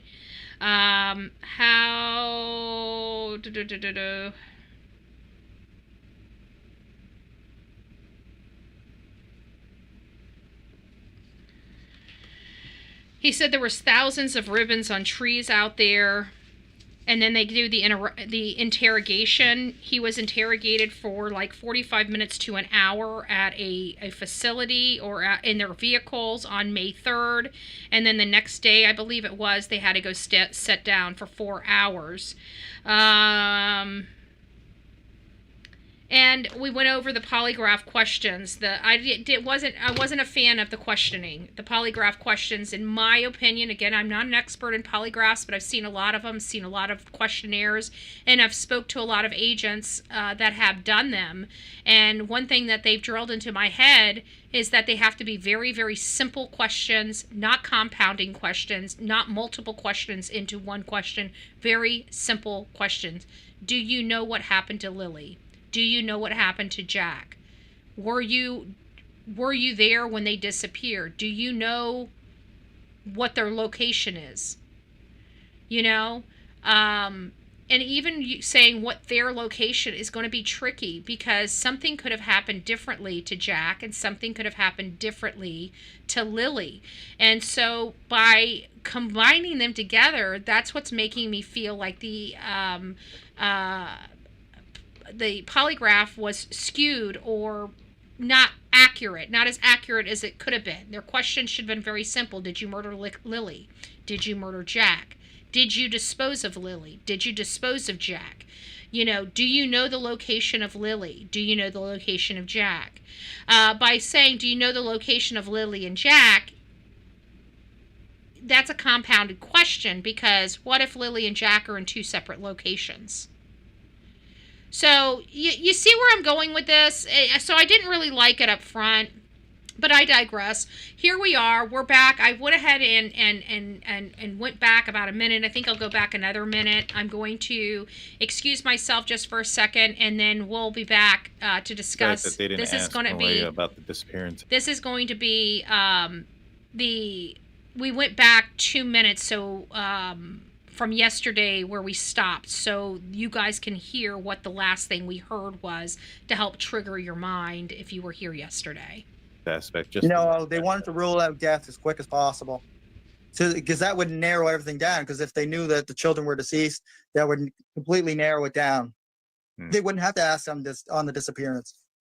So you take the polygraph test. Is there any questioning after the polygraph? No, I actually did 3 polygraphs back to back. It took a total of 3 hours. I was there for. Oh, really? 3 Yeah. And it was the same questions over The and over same again? questions over and over and over. And then they showed me a piece of paper at the end, and it said, like, it showed you like all the stuff on the polygraph, and I passed. That's crazy. And then after that, I was taken into a separate room, and where I sat with major crimes officers, and we just talked. And in that conversation, what was the basis of it? Oh, the conversation after the polygraph? Yeah. Just chatting with a couple of major crimes officers. It wasn't about the case in specific? No, it wasn't about the case at all. All right. And so, the polygraph test is over. You walk out. How is communication with law enforcement after that? It definitely improved, but they weren't really hard on me at all, even from the start, because I was so cooperative.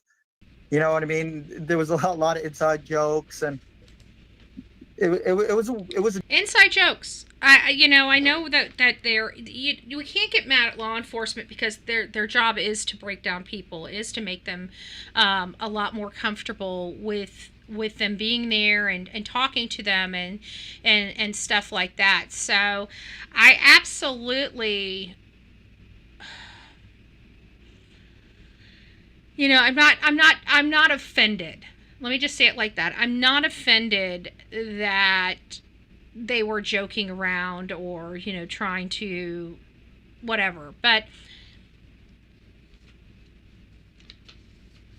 I feel like Daniel keeps going because I was so cooperative. You hear him say that multiple times, like they weren't really worried because I was so cooperative. They weren't doing this because I was so cooperative.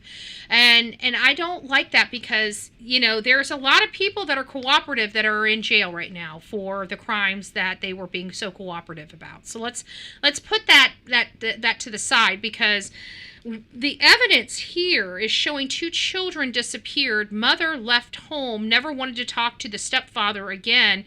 The children are still missing. Mom has never been back to the area again. And now we're finding out there's potential for planting of evidence, predominantly the pink blanket. That shows me that somebody was trying to throw off the search into these children, and these children just wandered off, and there's no criminality here. Why would anybody want to be throwing this search off? And we know it had to come from somebody inside that home, because who would have known about the pink blanket being in this garbage bag?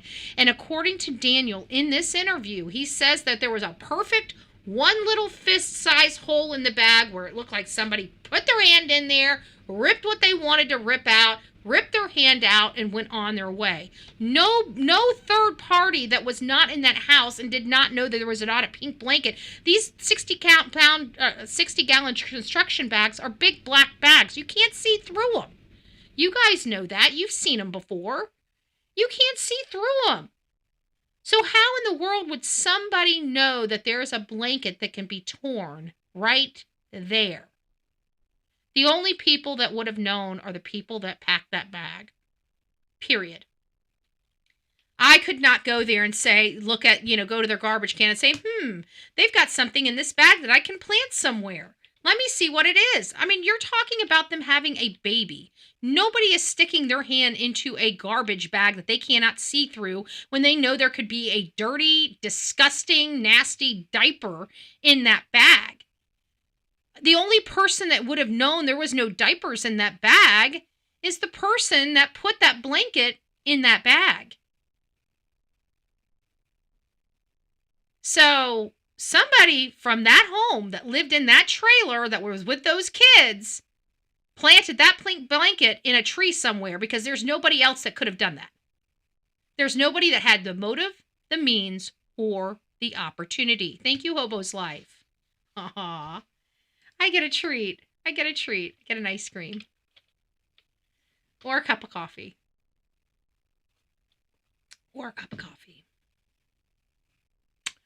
So let's just keep moving. It's a different experience than I think most people would think of. Yeah. They were actually, pretty lenient with me. Like,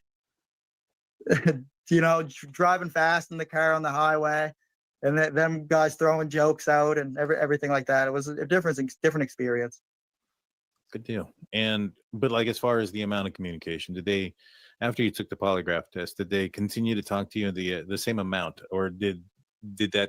Yeah, they continued to talk to me the same amount until about, I would say, maybe 2 months in. It was after that CBC interview. Mm-hmm.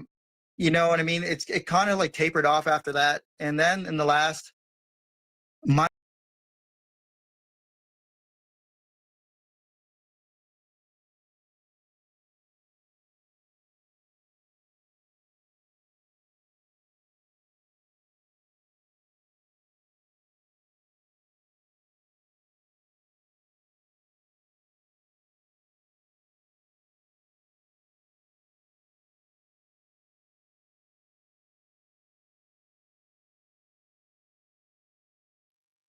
just chatting with a couple of major crimes officers. It wasn't about the case in specific. No, it wasn't about the case at all. All right. And so, the polygraph test is over. You walk out. I have no sound. I had my microphone turned off. Okay. You guys could hear the sound of this. Okay. You were muted. Okay. Gotcha. Sorry about that. I was yapping. I forgot what I said now. How is communication with law enforcement after that? It definitely improved, but they weren't really hard on me at all, even from the start, because I was so cooperative. You know what I mean? There was a lot of inside jokes, and it was a different experience than I think most people would think of. Yeah. They were actually, pretty lenient with me, like, driving fast in the car on the highway, and them guys throwing jokes out and everything like that. It was a different experience. Good deal.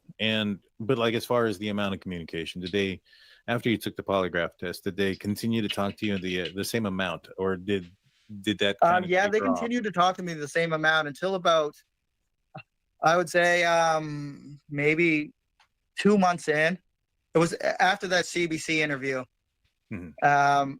You know what I mean? It kind of like tapered off after that, and then in the last month and a half. Oh, I know what I was saying. Month, I know what I was saying. I went back to I was conversating right here. We had gotten back to this point, and I was saying that he said that they were communicating with him up until the CBC interview, and I was like, well, which one was that? Is that where his mom was telling the reporter, the stuff that went to the integrity of the investigation, like the sliding glass door and other information about what happened that day? Is that the stuff that tapered off?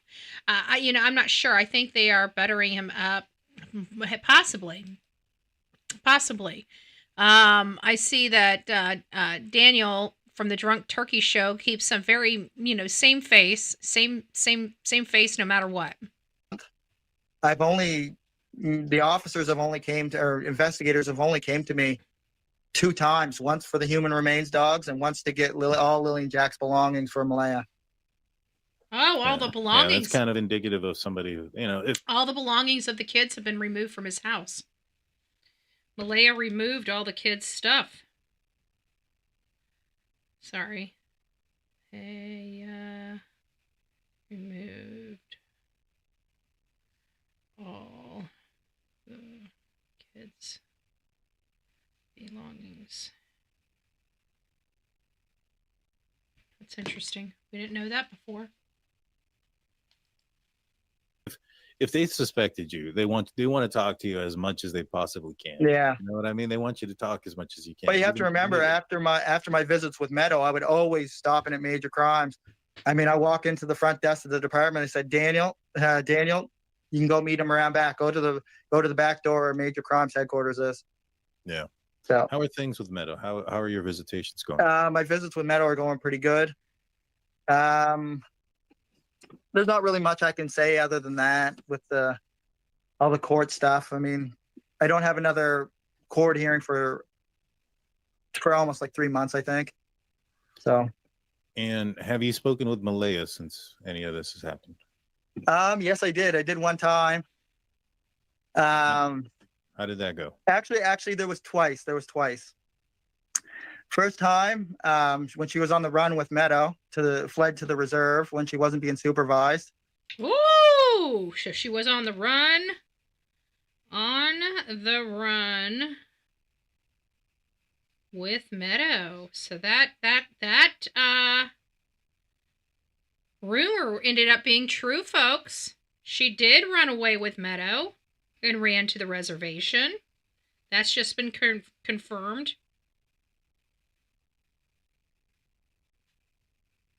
Okay, reservation. Huh. Interesting. Meadow looks amazing. She really filled out, looks healthy. Aw, that's cute. That's cute. But, I was surprised because we heard that rumor, but we didn't know if it was true. We couldn't confirm that. Betty, thank you for... Oh, you must have got the package. Aw, great. I'm glad you enjoyed the thank you gift. Glad you enjoyed the thank you gift. Don't forget to throw a picture. Take a picture of it and post it. You don't have to wear the stuff if you don't want your face on it, but just take a picture of the items so Sonia can post that onto Facebook or something. Actually, there was twice. First time, when she was on the run with Meadow, fled to the reserve when she wasn't being supervised. Darren called me and said Malehya's unsupervised. So then I I called Malehya's phone from my aunt's phone because I was at my uncle's at the time. Used my aunt's phone. I called Malehya's phone. Malehya picked up, and I could tell from the background that she was in a moving vehicle. So Darren was correct on that. And so then I called major crimes investigators, and I said, Malehya's on the run with Meadow. And they said, there's nothing we can do, Daniel. You got to call CPS for that. I called CPS, but they were already closed. And it was actually Cindy, her own mother, which called CPS on Malehya, which had Meadow removed. Cindy's the one that had Meadow removed. And so, but I heard her and her mom didn't have a very good relationship, but that's interesting. So Cindy is the one that called, and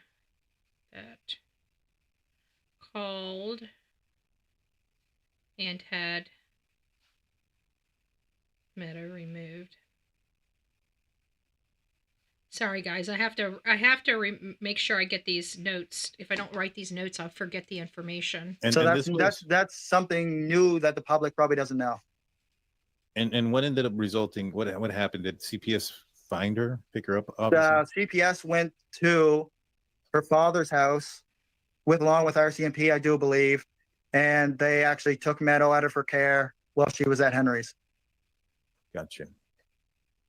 And Meadow's been in CPS since? She's in foster care. Ooh. Gotcha. And are there any is there an end result in that? Do you guys think that she'll be in foster care for much longer? Not sure at the moment.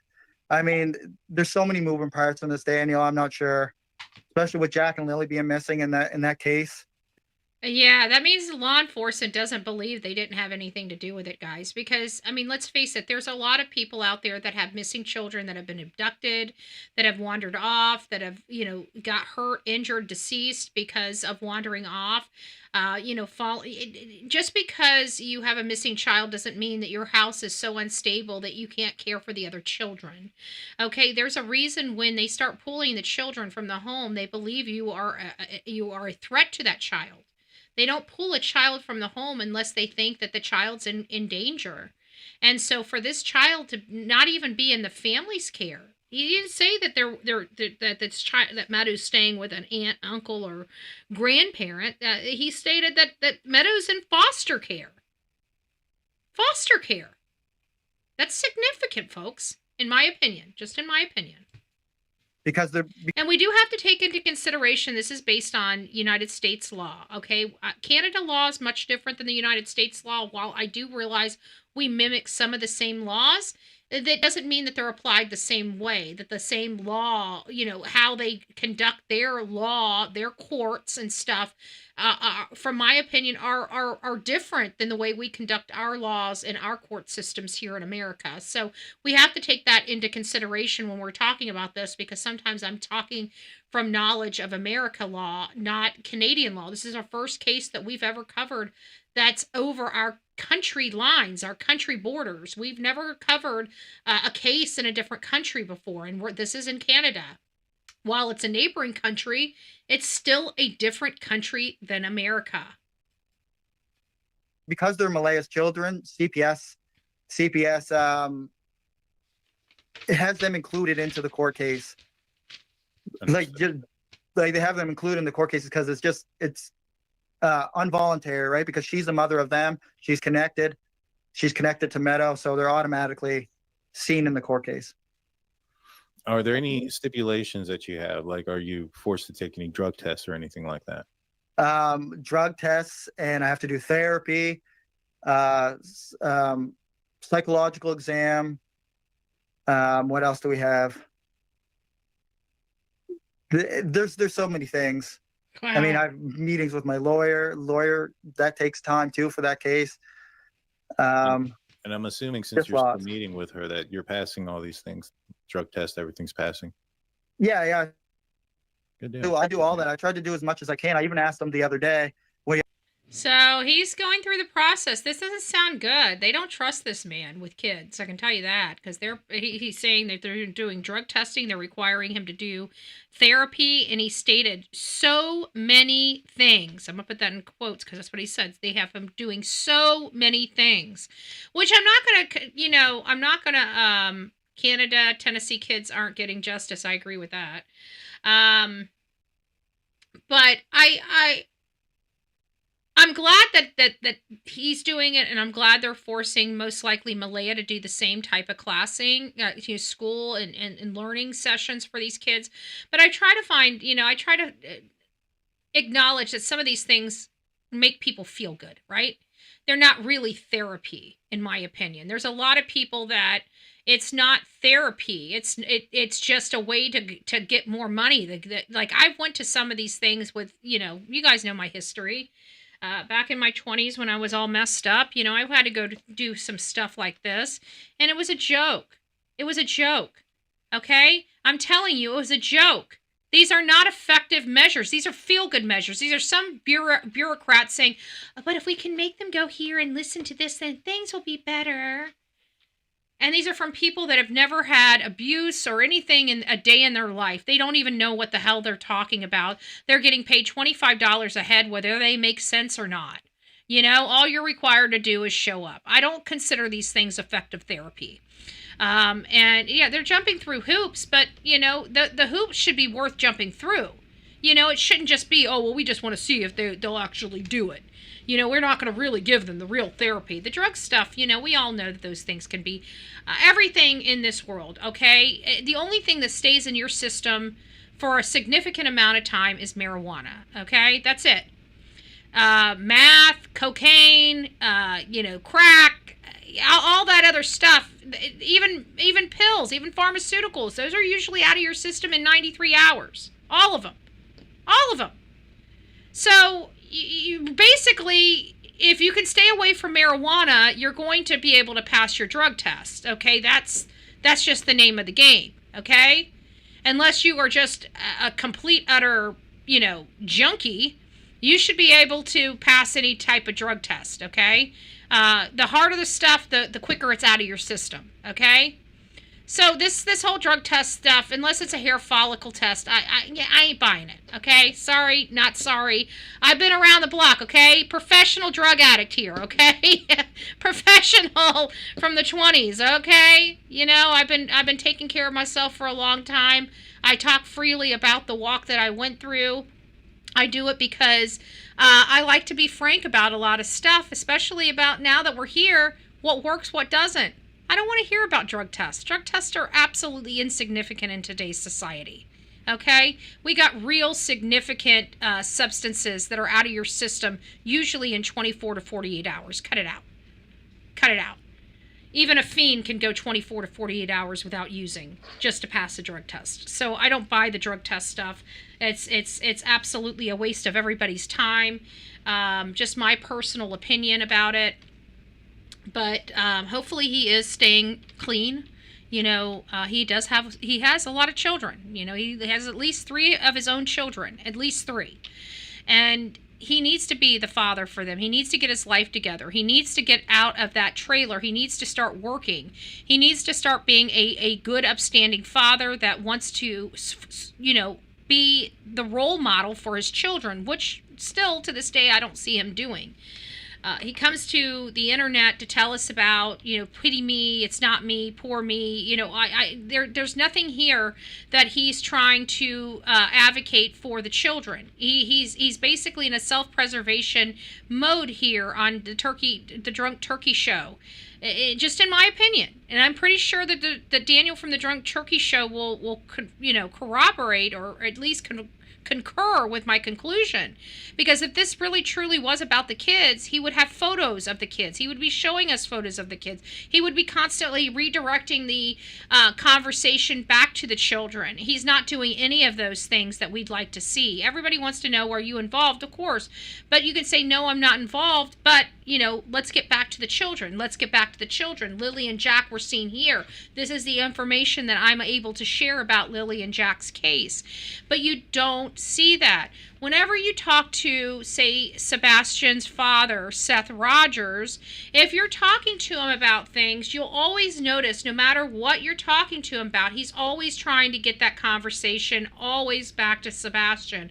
Always back to Sebastian. Always back to Sebastian. It doesn't matter what rabbit hole you're going down, he always makes sure he gets back to Sebastian, his son, his missing son, and he starts talking about his missing son. No matter where you are, he's always talking about his missing son. No matter what you're talking about, he's always going to redirect that conversation back to his missing son. These are things that I expect from families. You talk to Jen Santinello. Okay, I just spoke to her about some, another matter and got an update for her daughter. What does she do? She brings it right back to her daughter. How are you doing? I'm doing great. However, my daughter is still, we still haven't found my daughter, da-da-da-da. She starts going, she never worries about what she's going through. She never sits there and dwells on how bad her day is or how concerned she is. She wants to get right back to her daughter. So these are the parents that I work with from case to case. And you know what? Out of all the parents I work with, because I refuse to work with people that could possibly be involved in their child's case. So the only time I work hand in hand with a family member or a person is when I know that they have had nothing to do with the case. They have no culpability, even an iota of a possibility of having anything to do with it. So I know when I'm dealing with the parents, I'm dealing with parents that are truly grieving, not ones that are fake grieving, right? So I get an experience that no others get, because I can feel, I can touch, and I can see the grief from these parents when they have a missing child. And I also see the lack thereof from the parents that did something to their missing child. Okay, like Chris and Katie Proudfoot, like Daniel and Malehya, like Jacqueline and Trezell West, Leilani Simon. The list goes on. Adam Montgomery. The list goes on. You see clear differences in the behavior of guilty parents as opposed to parents that don't know what happened to their children. And Daniel and Malehya are exhibiting the behaviors that are attributed to parents that have guilty knowledge. Don and Candace, another great example. Thanks. Yes, yes, yes.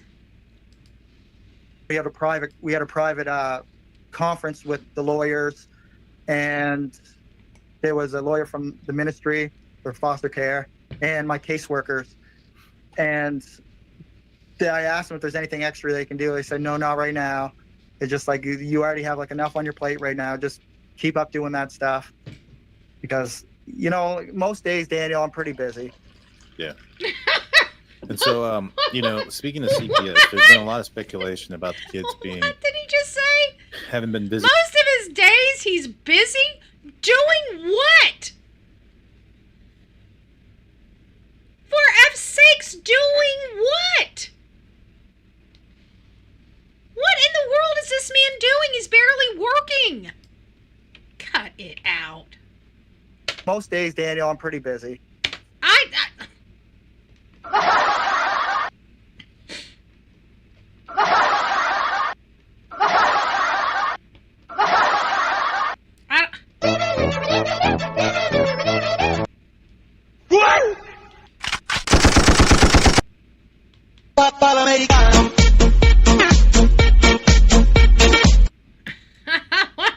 What?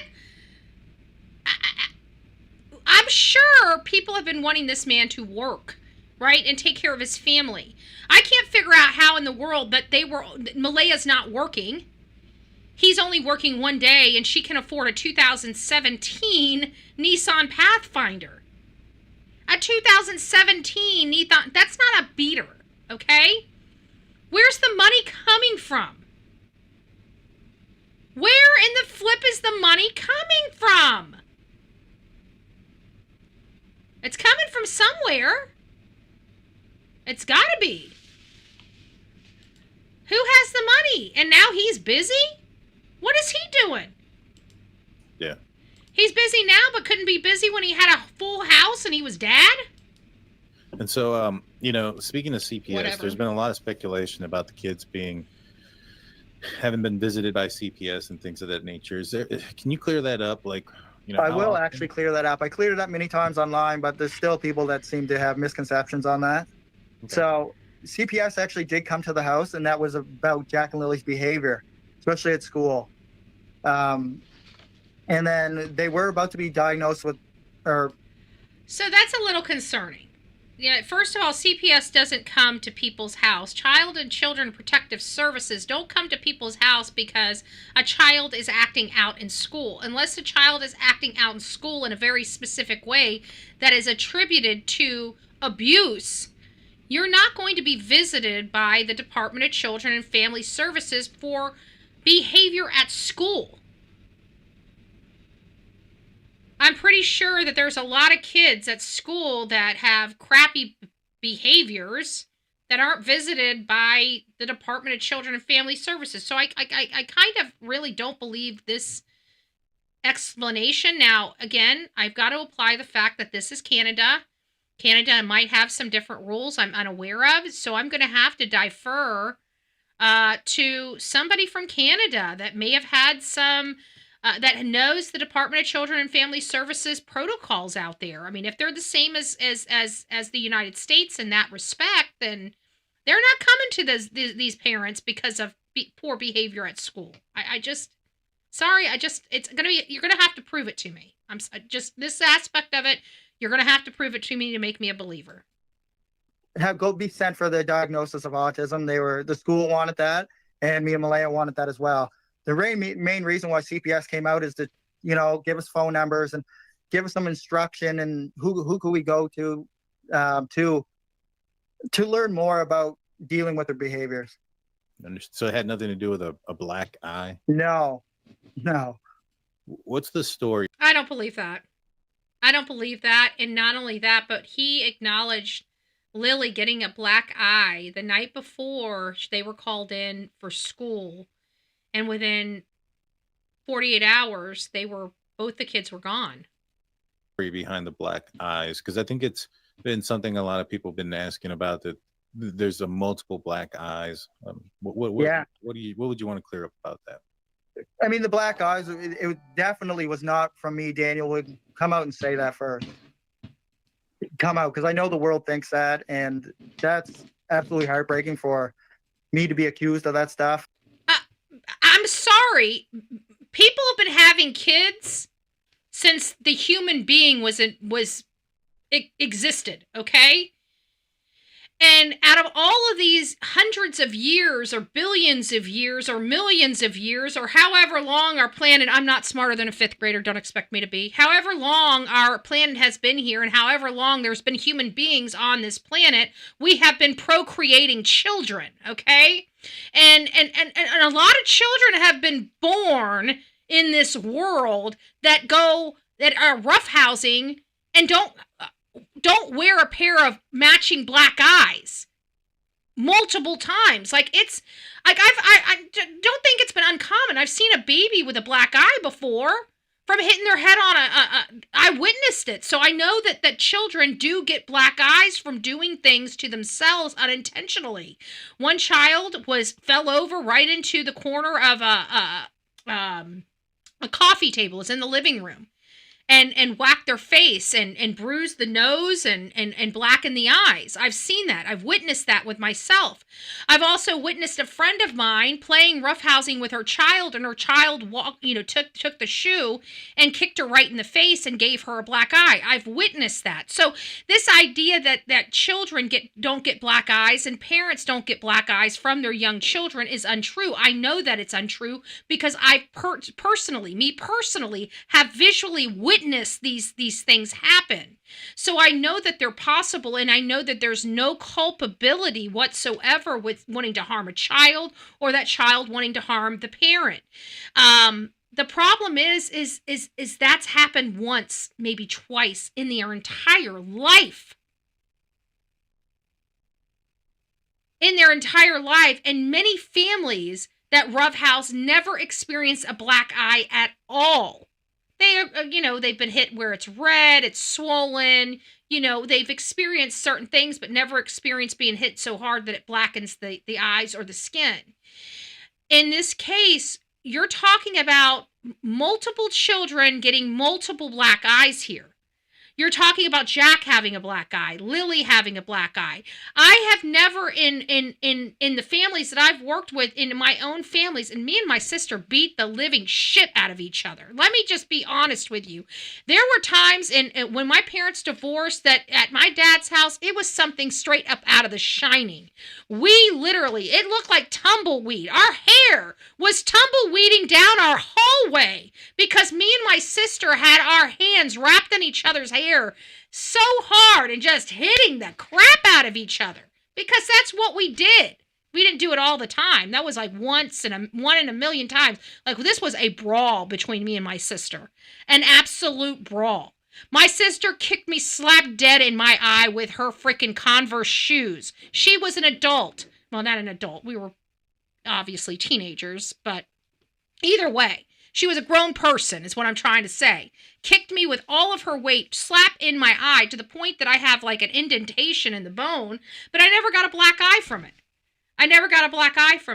So I'm just saying that it's very interesting that this particular family gets a whole bunch of black eyes. When we have families, and I've explained to you, innocent stuff and downright brawls. And the families don't have this many black eyes. So why are these children constantly getting black eyes? That is a problem. And yes, we're going to think, because we all have had children. I haven't had biological children, but don't think I haven't had children in my house being raised. I told you guys about my grandchildren and what they did to each other with the big old bite mark and the lump on the side of the head. And I was so angry, all I could do was put them in corners. I know. But you know what I didn't experience in all of that? Is children with black eyes. I had welts, lumps, wondering if I should take them to the emergency room, couldn't let them go to sleep. Black eyes, and now both are gone. Right, Jamie, exactly. So I'm having a problem with how many black eyes these kids. And now, again, if it was one, one got this one, they were out in the playground, they live out in the dirt. We were out in the country too, folks. And I got to tell you, we roughhoused. I'm surprised we didn't break bones. I'm surprised we didn't have black eyes. I'm surprised we weren't half dead. Okay, I won't lie to you. But we weren't. And so I've got to apply these things that I know because I've had experiences to these cases. And in my opinion, there's no way a child should be having this many black eyes. They're just not. Maybe there's, and then it comes back to if they did and they intentionally did this to themselves. Jack, hit Lilly, Lilly hit Jack, which, in some families it is just like that. Even when they're best buds, go everywhere together, they get into brawls and fights. We understand that. If they were doing that and they were constantly getting black eyes, you would think that the parents would want to monitor them a little bit better and make sure that they're not beating the heck out of each other when they're mad at each other or whatever. But anyways, I have a problem with the black eyes, and I don't believe these are coming from the kids. Not as many as allegedly have. Because as you can see, and even in the court documents, Malehya refers to as Daniel was an involved parent, and he didn't even physically discipline the kids. If I'm not going to physically discipline them, why would I ever abuse them? That's the first thing. Disciplining them and getting frustrated and shoving them is two totally different things. But the most of the black eyes were probably from Lilly because, and I don't want to say 100% because Jack was really clumsy too. Like when we used to take him to the woods. Oh, so Lilly and Jack, they did it to themselves. I don't believe it. We all have clumsy kids. How many, for you guys out there, how many of you guys have children? And I want you to be honest with me because, the only way we're going to learn to find out whether these statements are true or false is being honest, right? So don't be, don't be honest when you're answering this. How many of you guys have had children that have had multiple black eyes at young ages? You know, not when they get into, you know, middle school and they're fighting every week with whoever they're fighting with, but I'm talking about like little children, because I've got to think that there may be some children, like my little sister, my older sister, she had a bruising problem. So like I could literally touch her skin, and by the end, by afternoon, that where I literally touched her skin just like this, not hard, just touched, just pushed in a little bit. And my sister would bruise. She had, I can't remember what it was called. Maybe it was some type of anemia, potentially. But it was really crazy. She wasn't, you know, like a hemophiliac or anything like that, but you could press on her skin, and she, by that afternoon, she would have a bruise on her. And my mom took her to the doctor because she, you know, of course, when she started getting more active, she was just covered in bruises. You know, it looked like she was getting the shit beat out of her when she wasn't. You know, it was just her horse playing with her friends and stuff like that. So they ended up going, and I can't remember what she was ultimately diagnosed with. But, you know, there are people that do have these issues where they bruise very easily. My sister was one. She grew out of it. But there for a long time, she just, you didn't need to do anything. You could literally blow on her, and by the afternoon, she'd have a bruise. I mean, it was crazy. It was the craziest thing I've ever seen. So, but I'm reading here that nobody has this many. You guys have clumsy kids, and nobody's had this many. I have 3 kids, never a black eye. 3 grandsons, no black eye. I mean, it takes a lot. I was a roughhouser, okay? You guys know me. I've told you about my story. I don't remember ever having a black eye. I've been in multiple fights. Men, women, it doesn't matter. I was crazy. I was a wild child, right? I was wild child. I was like souped up on all kinds of crap and put out there in the real world. It wasn't pretty, right? It wasn't pretty. And out of all the shenanigans I've done, all the fights I've been in, I don't recall ever sporting a black eye. So I have to think that it's pretty hard to get a black eye. I mean, I've been in some knockdown dragouts. And I'm not talking about the stuff that I've been in wasn't in no police reports. So you guys already know that the police reports are out there. The hate channels have already put them all out on the internet, so it doesn't really matter. Those are nothing burgers. Those are nothing burgers. When you get downtown at some of these bars, you don't call cops. You don't become a cop caller. You don't want to be known as a cop caller in some of these bars. So those are the places that I used to hang out. Stitches and super glue. Never thought about the super glue. I've never had, I mean, out of everything I've been in, men, women, everything, flipped cars, everything like that, never had a black eye, never had a broken bone except my ankle. And that was slipping on the dog's bed. That was when my car was back in, I think, 2015. It was a day from straight hell. It was Friday the 13th. My car broke down. I was waiting for my friend Nick. God rest his soul. He's dead now. He towed me all the way from Bee Ridge Road to my house on State Road 64. The cord, the cable snapped. We had to tighten it back up. It was a freaking nightmare. I get back there. I'm trying to find an alternator, trying to get the cheapest alternator. Barely had 2 nickels to rub together. As I'm running around with my cordless phone. Yes, back in the cordless phone area. Aw, thank you, Brenda. A cordless phone area. I'm trying to call the thing, and I turn this corner and slip on Bailey's bed, and I go down. Nick and Vince are out there in the car. I don't even know what sound I made. It must have been absolutely blood-curdling sound, because next thing I know, the front door is ripping open, and you got Nick's head here and Vince's head here, and they're like, what the hell happened? And I'm just scooting my butt across the floor like I can't walk. You know, I'm just trying to get the alternator in. I'm crying. It was a mess. It was an absolute mess. And that was very, very, very painful. And it was just a fracture. And I had to be in a walking boot for like 8 weeks. It was no fun. But, anyways.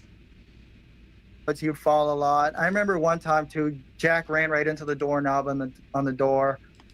Ran into the doorknob. Isn't that like, how can Jack run into the doorknob on the door? I want you guys to visualize this. There is no way Jack, at 2 and 3 years old, could reach a doorknob without stretching his arms up. So how can a doorknob hit him in his eye? You guys hear that? He's too short. You're damn right he is. This man is lying. This man is lying. There's no possibility. I mean, you're going to have to prove it to me. I wasn't there, right? I wasn't there. Neither were you. But it doesn't seem probable. If I'm not going to physically discipline them, why would I ever abuse them? That's the first thing. But the most of the black eyes were probably from Lily, because... So the girl gets the black eyes the most. That's interesting. That's interesting. So Lily gets black eyes and Jack gets black eyes. Multiple. And he seems perfectly fine talking to him. But here we have... How many people do we have in chat?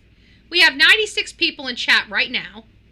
And 96 people that are in the chat, 106 now, that are in the chat right now.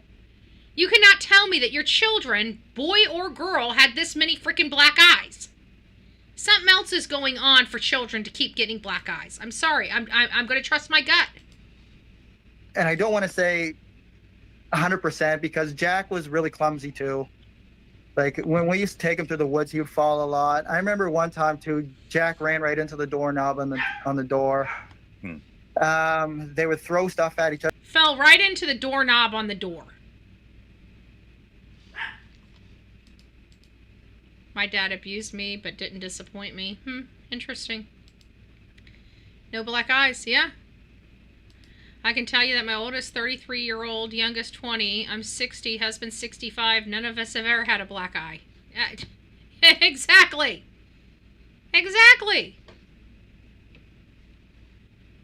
I get it. It just doesn't make sense to me. It doesn't make sense. They were quite aggressive toward each other. Then most times when they became aggressive, Malehya couldn't handle them. I had to come home from work 4 or 5 times just due to the fact Malehya couldn't handle the kids. And that's why you can refer to the documents again. Malehya said that Daniel had a voice that the kids listened to. So he's back to Malehya can't handle the kids. So she can't handle the kids when he's not there, is basically what he's trying to say. But he leaves the kids with her. And now he's blaming her, basically saying, I didn't see the kids the night before. He's speaking out of both sides of his mouth. Now, was this behavior of them physical? Is that why CPS was called? I mean, you mentioned there was behavior. Were they... Yeah, it was behavior at school because Jack would refuse to do things, or some days he would do it he would do it easily. Other days he would completely refuse. They became aggressive. I remember Lily would try to pull her hair out sometimes when she would get frustrated. So, I mean, there was just... Are those traits of autism or traits of negligence and not getting attention? You know, there's I just don't trust doctors anymore. I really don't. I don't trust doctors anymore. There's a variety of reasons why I have a hard time trusting doctors. But it makes me wonder, you know, about the children. You know, are they... I know that there is autism, so don't misunderstand what I'm saying. But with parents like this, where they're not providing a good, wholesome living environment for the children, is some of the problems that the school is dealing with is some of these issues from the home environment. You know, that's where my question really is. Kids repeat what they see. Exactly. That's what I'm getting at. Didn't discipline, phone. He left the whole grounding me for something I didn't do. Oh, my sisters. My sister, she would blame me for everything. I'd gotten so much trouble for the crap my sister did. It wasn't even funny. But I was always the trouble child, so they always believed it. She was the alleged angel, and they thought she was really good. So I got in trouble. Now, there was a lot of crap I did myself, but she knew how to throw her crap onto me. That's all I'm saying. And I'm not going to point fingers at Malehya saying that she couldn't handle the kids like 100%. He just did. But it was a struggle for her, man. It really was. Yeah. And I don't blame her because she had kids she couldn't take care of, and so she decided to have more kids. Got it. You know, being a stay-at-home mom isn't easy, right? Right. No, it's not. No, it's not. I mean, being a parent. Yeah, but usually parents that stay home with their children don't typically disappear by twos. Okay? I'm sorry. Either Malehya did something or Daniel did something or they both did something. And in general, it's not easy. And of course, it's one of the most difficult jobs you'll ever do. Yeah, and if they did have autism and they had some behavioral issues, I mean, that can only add to it as well. And so none of the reasoning. Well, let me rephrase this. So CPS doesn't have anything open when it comes to Jack and Lilly currently. Is that correct? That is correct. That's good to know. There's not an open investigation. There's nothing there. No. Okay. I don't know if I agree with that because according to, unless we were lied to by Chris and Katie Proudfoot, which, you know, wouldn't surprise me if we were, they told us that because Sebastian is missing, there is an open CPS investigation into his missing person. And he's saying that there is no active or open investigation. That I don't know how I feel about that. You know, either Chris and Katie are lying or Daniel and Malehya are lying. I don't know which. I would probably garner to say that Chris and Katie are lying, but, you know, I don't know. And so the cadaver dogs come out here recently. Now, a lot of people have been speculating because you had a vehicle traffic incident that occurred. Yeah. And I guess the timing behind that's a lot of people. Traffic accident? Did anybody hear about this traffic accident? Hold on, let me write this down. Traffic incident. Hold on. Traffic incident. Oh, forgot an E there. I'll say. Okay. Let's listen to this. This is new information for me. People are kind of trying to connect some dots. What happened with the traffic accident?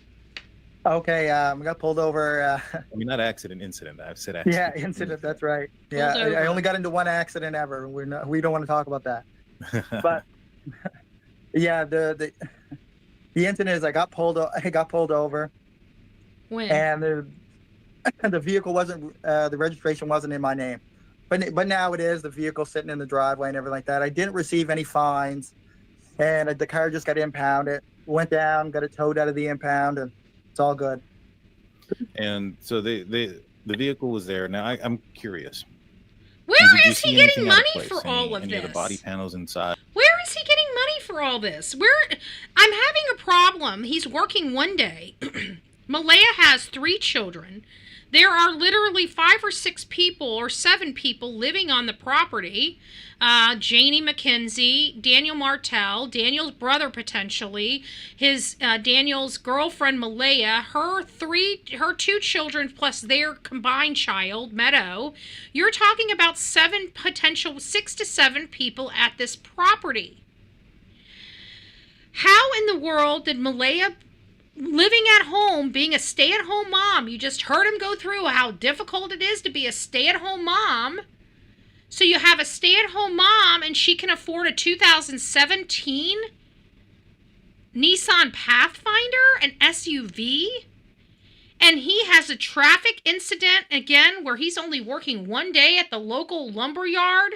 And he's able to not only buy a car, but have a traffic incident where they impound the car. He has money to take out the impound, to get the car out of the impound, and to put the car into his name. Where in the hell is all this money coming from?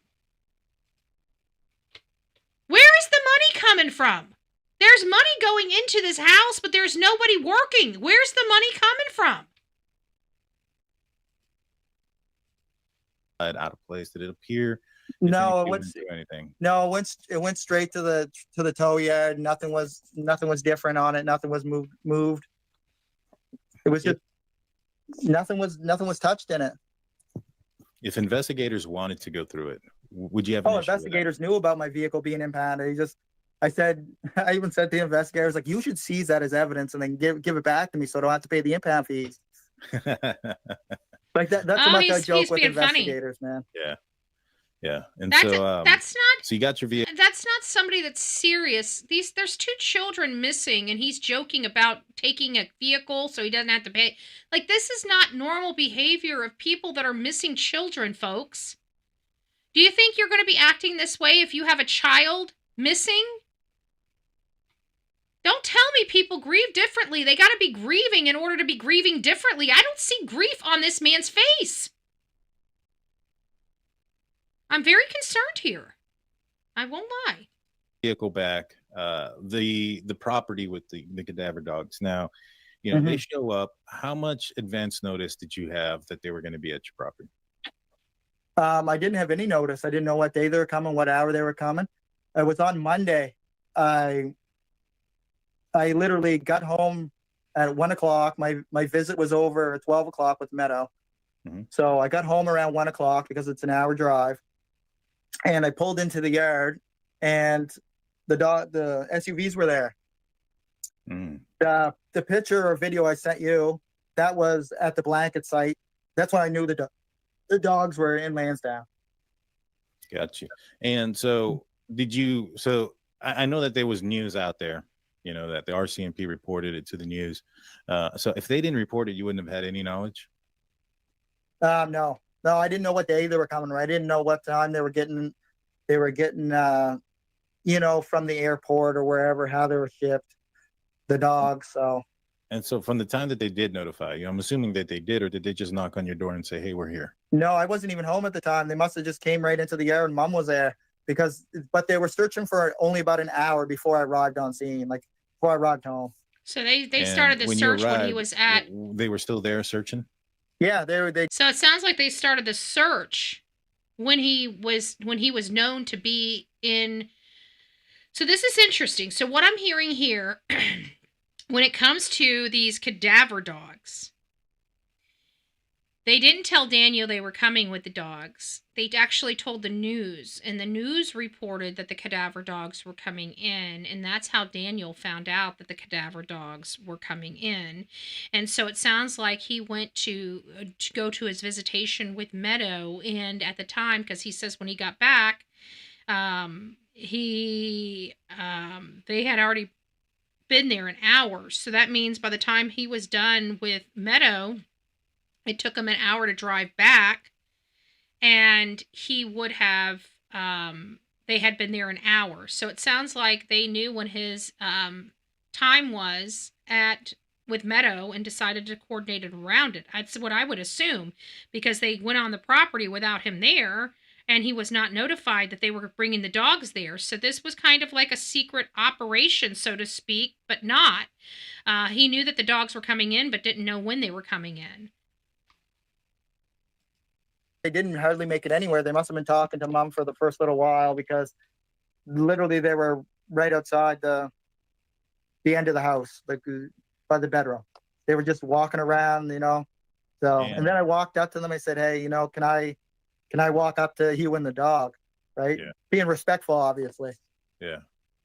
And did they allow you to walk with them throughout the search? Yeah, I did walk with them for, you know, some of it, but then, you know, I was like, I don't want to get in the way. They were asking me where they should search and stuff like that. So, you know, I just told them, you know, do whatever you need to do. There's the beaver pond out back. There's the marsh right beside the house. Like, these are wetland areas, so the ground's much softer, right? Yeah. So I figured, you know what I mean? Those might be good places to start for them. Yeah. And so they're searching out there. How long was the dogs while you were there? Obviously they were there for a little bit before you got there, but how long were they there on your property while you were there? 3 hours maybe. That was only one dog. The very first day there was only one dog. And on the property, it was a black shepherd. And did the handler have him on a leash, or did he let him free roam? They free roamed while they were in the yard, but when they took them onto the paved road, they had them on leashes. The leashes were like just rope that was like 20 feet long or something like that. Good deal. Good deal. And so the first day comes, they search, and it was just one dog. They leave. Second day comes in. is it a different dog? Is it the same dog or They two? brought in. I believe on the second day they brought in both dogs. Okay, and So, they searched it at the same time, or was it one after another? they had them. They were both. Well, I kind of want to say both together, but like they weren't walking right over each other's footprints, right? Gotcha. So, and so they search out there. How long were they there on the second day? on the second day, they did 3 or 4 hours too, but they left a little bit earlier because they wanted to go back and do the pipeline and stuff too, right? Gotcha. Well, they didn't leave earlier. They just moved directions. So they were still searching. So it sounds like 4 hours one day, 4 hours the next day. Let's keep continuing, find out how many more dogs. But I think they're off the conversation about the cadaver dogs unless they're talking about the cadaver dogs being there for multiple days. But we'll clarify free that. roam again off the leash and the property? Yep. Whenever they were on the property, they were always free roam. And you know, they had fun chasing the cat around, you know, smelling the chickens. They went inside the chicken coop. The dogs actually did not go underneath the house. We lifted up, you know, the door on the side of the skirting, and I was the one who crawled under there. I think I told you that in a message. Yeah, you did. Yeah. They were pointing to you to go to certain places and uncover things and stuff. Yeah. I didn't. I felt bad for them. I didn't want to get their, you know, their pretty uniforms dirty. There you go. Go. And so, you know, they're out there and they leave that area. They go out to the, you know, where the boot print was. Is that the last time they searched your house, or was there a third one? I'm not sure if they came back or not, because I find it interesting because, you know, a lot of people that are manipulative or narcissistic, you know, sociopathic, you know, you have this overwhelming need of people pleasing, and that helps them with their craft, so to speak, you know, them getting people on board with them, believing them, him wanting to be overly helpful and helping those officers not dirty up their pretty suits, as he stated it. It could be a way of, you know, warming up to the agents so it makes it harder for them to believe that you did stuff that you could have been potentially able to do. I don't understand why law enforcement would allow him, because if he did uncover evidence, now what would be the chain of custody of that evidence? You know, like it seems very poor policy to have a potential suspect searching under their own house for evidence in their own case. It seems like that was really poor decision on law enforcement because they didn't want to get their suits dirty. Just saying. On Wednesday, right? It was Monday when they first landed, and then on Wednesday I had to go back and I had a visit with Meadow, so I was gone for majority of the morning until 1 o'clock again. And did they tell you if they found absolutely anything out there? I was not notified of anything. Doesn't sound like they notified him that they were coming out there. So if they're not notifying him, they're thinking something more. If he went from being, you know, them talking to him regularly to them not talking to him and just showing up at the house with cadaver dogs, then they're starting not to believe the parent's story. And I believe they haven't believed the parent's story for some time, personally speaking. Then did they tell you they didn't find nothing, or did they just not mention anything? Because I mean, could they have didn't found mention something and anything not to say me. it? Okay. Yeah. All right. And so, did they? But I where they think were going to be at? But when I went by on my Friday's meeting with after my visit with Meadow, I didn't see any of the vehicles at Northeast Major Crimes where I've seen them. I've seen one on Wednesday, right? The K9 unit handlers SUV. So I figured what they're doing, they still have the cadaver dogs out, but they're searching different locations now. Understood. You know, a lot of people were talking about, you know, your uncle's property, and that maybe even, I think Janie has mentioned that she has a 7-acre property out there as well. Wow. Do you know if the cadaver dogs and or the search 7-acre dogs have searched property. that property? I am not sure if they did or not, but Come on, I gotta pause the that. properties are really close to the. So his uncle, I think that guy that everybody kept calling his dad was actually his Uncle Ron. So it sounds like Uncle Ron has a property, and Janie, his mom, has an additional 7-acre property. So Mom, this is the first time I've heard about this, has an additional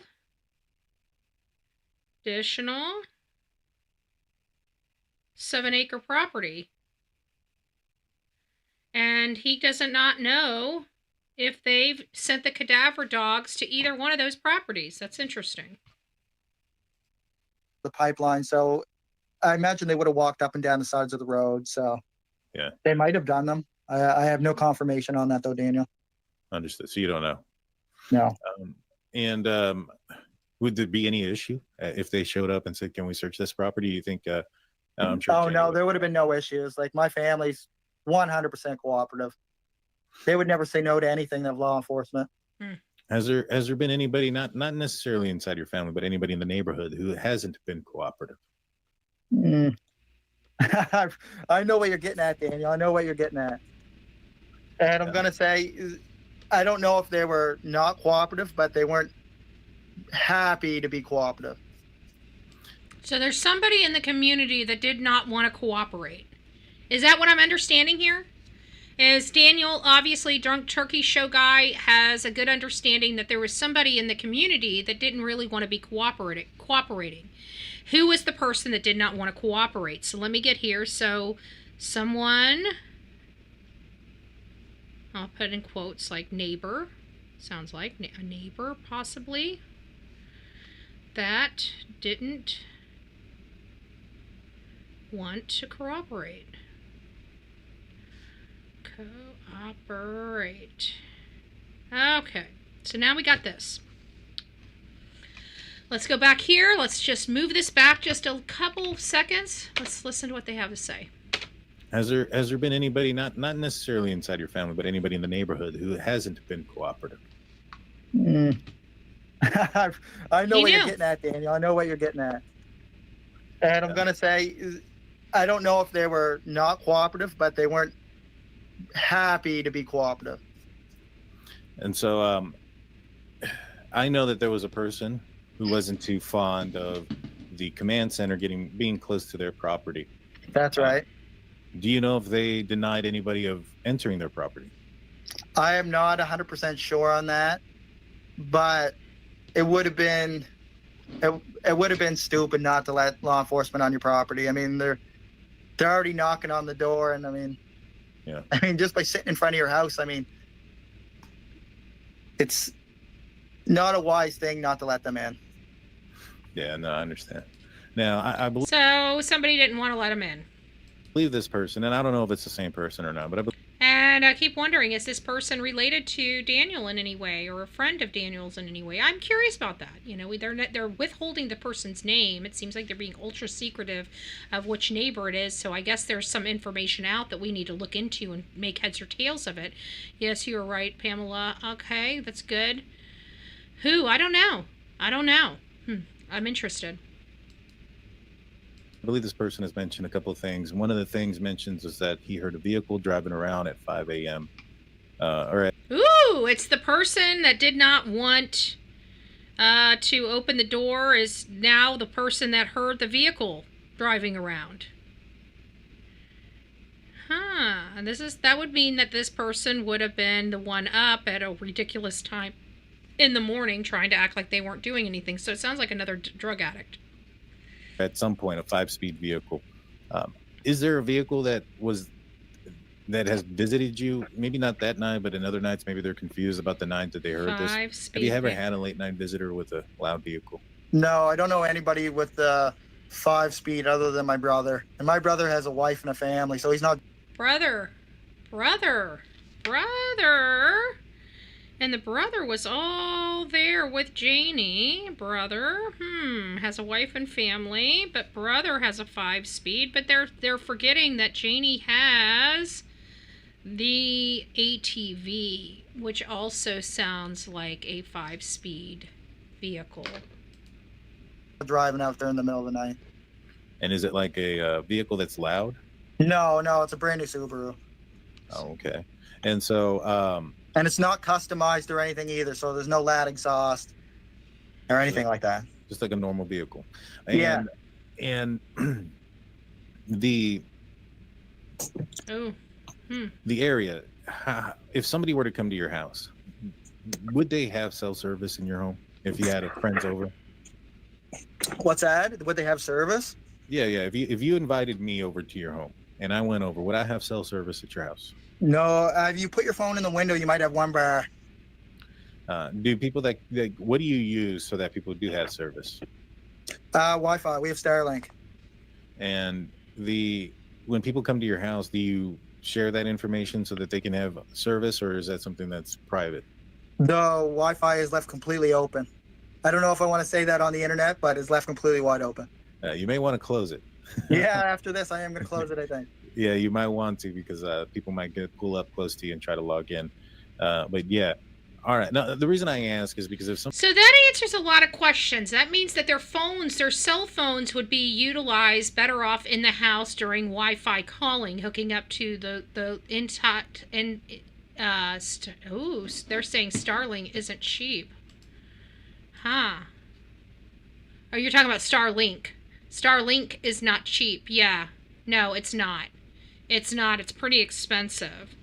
And the equipment's even more expensive. You got to buy the equipment outright. So, like, for me to have a mobile unit, it's anywhere between $600,000 and $45,000, depending on what Starlink unit I want. I about fell over to find out.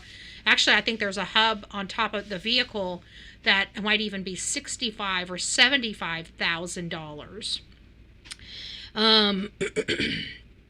So I know that Starlink isn't cheap, but the equipment also isn't cheap to run Starlink. So very interesting stuff. Okay. Somebody's visiting you, they most likely would connect to the Wi-Fi so they can have service, correct? Yeah, we left it wide open before people that are stranded on the side of the roads or law enforcement when they were here, so they would have Wi-Fi, because even when they were in the house, their radios didn't work. Wow. Gotcha. That's scary.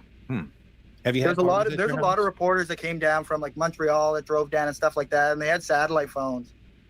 Oh, okay. Yeah. And have you had parties at your house or anything like that? No, I don't have parties. I was raising kids and having a family, Daniel. Now, I know that some people have questioned this a lot. Drug use. Yeah. Is that something that you've ever had a problem with? I've used drugs before in the past. I'm not ashamed to say that. I'll be the first person to say that. And when did it stop?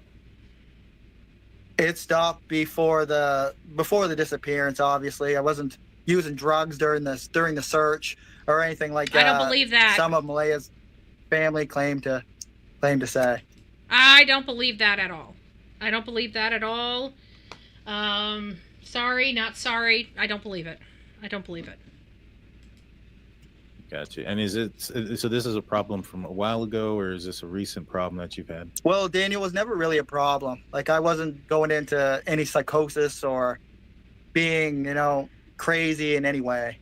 I wasn't doing like break and enters or, doing anything like that. Listen, I didn't either. I never stole a damn thing from anybody while I was out there doing the stuff that I was doing. And I had a major problem. I went through about $100,000 of my own damn money. But I tell you what, one thing I didn't do is I didn't steal, I didn't break in, I didn't do any of that.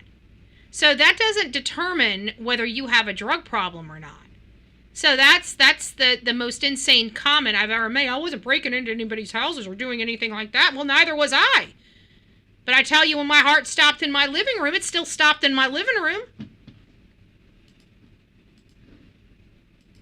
Feeding addiction. Right. And so I do too. Well, when was the last time then that you did use? Much before the disappearance. I can't put an actual day on it. He can't even keep a straight face. He can't even keep a straight face. I don't believe it. I believe that the family that were complaining that he was in the bathroom smoking meth. I believe he was in the bathroom smoking meth. He was acting like a crazed person. You could tell. You can tell he's got some major drug problems. His teeth are rotting out of his mouth. His front tooth has a freaking cavity in it. I mean, what? Was much before. Gotcha. And so I didn't have any drugs. There was no drugs on the property. There's no meth labs. There's nothing like that. You would have seen me going on handcuffs the very first day if there was drugs, right? That's not true. They're there I for... would assume so. When they say that there's no... That's not true. I can tell you right now, the search police, the missing person police aren't the drug police. Just like the homicide police aren't the drug police. Just because you got those things going on in your house doesn't mean the officers there are in there, have the authority or willing to throw you in jail, because let's face it, a missing child takes precedence over a small drug charge. So they're not going to pick you up on a drug charge unless they absolutely have to. Sorry, not sorry. No evidence of a criminal offense. I would assume drugs would be a criminal offense. So, yeah, that's correct. And investigators even told me, they said, Daniel, if you had any drugs, we would just take them. But we know there was no drugs on the property. So. Oh, we just take them. See? He wouldn't go to jail. He just answered that own question. He's trying to act like he would, oh, no, we would just take them. We'd just take them. Yeah, that's exactly what they would. They would just take them. But, the math stuff is usually consumed all in one, session, so to speak. So there might not be a whole lot left over for them to confiscate. And I know that Malehya's family has mentioned that. To your knowledge, Malehya mentioned that to anybody? Or is that just I think she did. But, I mean, the narrative's always been targeted at me, right, though, Daniel? Gotcha. And I'll stay in the spotlight as long as it takes, because as long as I'm the target, the individuals or groups or whoever has the kids, they're gonna feel more relaxed, and that gives investigators a chance to strike. So you believe that the kids are alive? Yes, 100%. I hope every day. I believe the exact same as RCMP do. They didn't go into the woods. What do you believe happened? I don't want to go into any theories. I don't want to point any fingers, because I've done that so many times online. So I'm going to refrain from doing it, Daniel. Do you think it was an outsider? No, because on the second day they came out and said this is not an abduction. An abduction means that the individual or parties that took the kids wouldn't be known by the kids. That's what an abduction is. So when the RCMP said it wasn't an abduction, that means the person that has the kids is known by them. That's just and because I was with Malehya for 3 years. That's inaccurate. An abduction is an abduction, whether it's a parental abduction, a known assailant, or it's a stranger danger. They're still abductions. I think I may know the person that has the kids, right? Because I was involved in the kid's life and I was involved in Malehya's life. Mm-hmm. So, but I went to investigators with every single lead I have, and they listen, but I don't know what they're planning or their plan is, right? Because they don't let me in on that stuff, right? Gotcha. Yeah. But they always just tell me, don't pursue any leads, don't fly. Well, I will tell you this. I don't believe that cops believe that Daniel knows where these kids are. Because if he went to the cops and says, I think I know who has the kids, and tells them, even though he doesn't want to speculate on the show who may have the kids, he just acknowledged he told law enforcement. Law enforcement didn't get the children back, which they would have went and followed that lead if he knew where the kids were. Instead, they got cadaver dogs. I want that to resonate with all of you out there. He tells them that he thinks he knows, that he believes these children are alive, and he thinks he knows who has them. Told law enforcement that. And law enforcement chose to get cadaver dogs and go search his property. Just to put it in perspective. Any drones, don't follow anybody, which I don't, so. That's good advice. You don't want to put yourself in a bad position. Yeah. Well, I mean, I have so many people following me and drones and everything else. So. Yeah. No, I've heard, and your guys' lives should not be like that. Yeah. And so, I know you mentioned, and we'll be kind of closing it off here pretty soon. You mentioned that you want some more polygraph tests. You've included yourself in that as far as that you're willing. Oh, 100%. I told investigators I'll do as many polygraphs as it takes. Well, the polygraph administrator needs to get their shit together first and foremost. Separate the children. Separate the children. Make them very simple, single-line questions. Streamline those questions. Ask everybody the same questions. Ask everybody the same questions. Aw, thank you, Lady 7-Up. I appreciate it. I appreciate it. Guys, we got about 4 minutes. 4 minutes, 9 seconds left to help with the goal. If you guys would like to help, it's not required, but always appreciated. And the best way you can help us for free of charge, is hitting that like button and sharing this live out to your family and friends. And you don't have to give names, but are there people in specifics that you want to take polygraph tests? Yeah, there's many people that are involved in the case, including the individual or individuals that found the part of the blanket. They were never polygraphed. Cheryl. Interesting. And so you want those that found certain things to also be polygraphed as well. Yeah, because I think the people that found the only possible evidence during the search, they should probably be polygraphed. I agree with that. I believe that. It was Cheryl that found the pink blanket. Cheryl's connected to best friends with Malehya, who packed that 60-gallon bag. That has not yet been answered. Oh, thank you, Michelle. I appreciate it. Thank y'all. Thank you, thank you. Who... We know that it was either Daniel or Malehya that packed that 60-gallon bag with whatever was thrown out in the garbage can.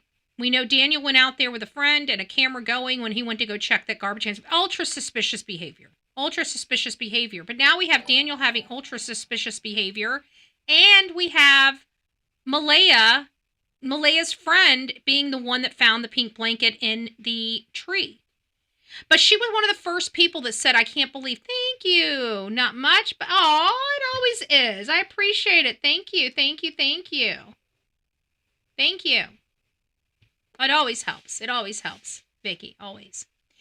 But Cheryl's the one, from my understanding, that found the pink blanket or recalled the pink blanket, took a picture of it, and took it to law enforcement or Malehya.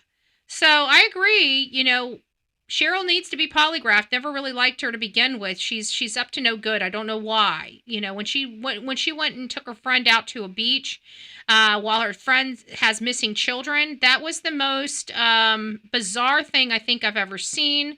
And then to try to justify the behavior. I'm here. If my friends were going through the same thing and were missing their children, the last thing I would be doing is recommending a play date for me and my friend. Okay? I'm sorry, it just doesn't work like that in the real world. When you have children missing, who the hell has time for beach? Who the hell has time to think? Your only focus is your children. You're grieved. You're stricken with grief. Aw, thank you, Veronica. I appreciate it. Thank you, guys. Oh, ER Blues, I missed you. Thank you. Showing some love. I appreciate it. Oops, let me get back up there. I'm sorry. It moved up on me. There we go. There we go. So it's showing some love. I appreciate it, guys. I appreciate you. Appreciate you. Thank you. Thank you. Thank you. Thank you. Oops. What did I just do? Oh, I hit. What did I do? I guess I accidentally hit Sonia's channel. If you guys need a custom shirt, don't forget to hit Sonia up. Sonia's got some cute stuff. I was looking at some of the stuff she's been putting out on TikTok. She's got some cute stuff, some real cute stuff. Not just, and don't think you go to Sonia for Bullhorn Betty stuff. She's a custom shirt person. She can do whatever you want her to do. You want something cute. You want something for your children. You want a matching shirt for the grandkids. For your vacation. You want something cute for Christmas. That everybody, are you having a family reunion? Get with Sonia. Now's the perfect time to get those must-have Christmas ideas done, designed, and off and shipped to you now, so your Christmas shopping's done and over with. It's October. You're running out of time, folks. Everybody loves custom items. Everybody loves custom items.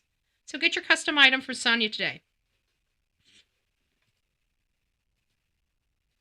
Considering that their involvement, right? You know, there's some interesting things that have been said that, you know, anytime. I was talking to Darren once as well, and he mentioned that when he was talking to Malehya, that there was, before the disappearance, there was conversation of her with the family talking about potentially leaving you. And that when he went and spoke to her, like, hey, is this true? She said, don't worry about it. I got another plan, or something to that nature. And yeah, so, I can tell you the actual story on that if you want to hear it. Yeah, I want to hear it. Because I know Darren too, so. Yeah, how, from your point of view, how did that go down? And okay. Patty, which is Malehya's grandmother, asked Darren, you know, I don't think Malehya wants to be with Daniel anymore. This was 2 weeks prior. Yeah. Do you think, Darren, you can go and get Malehya? Darren's like, no, I'm not breaking up in a relationship. Like, that's a relationship. Like, I'm not going to get involved in somebody else's, you know, life. Right.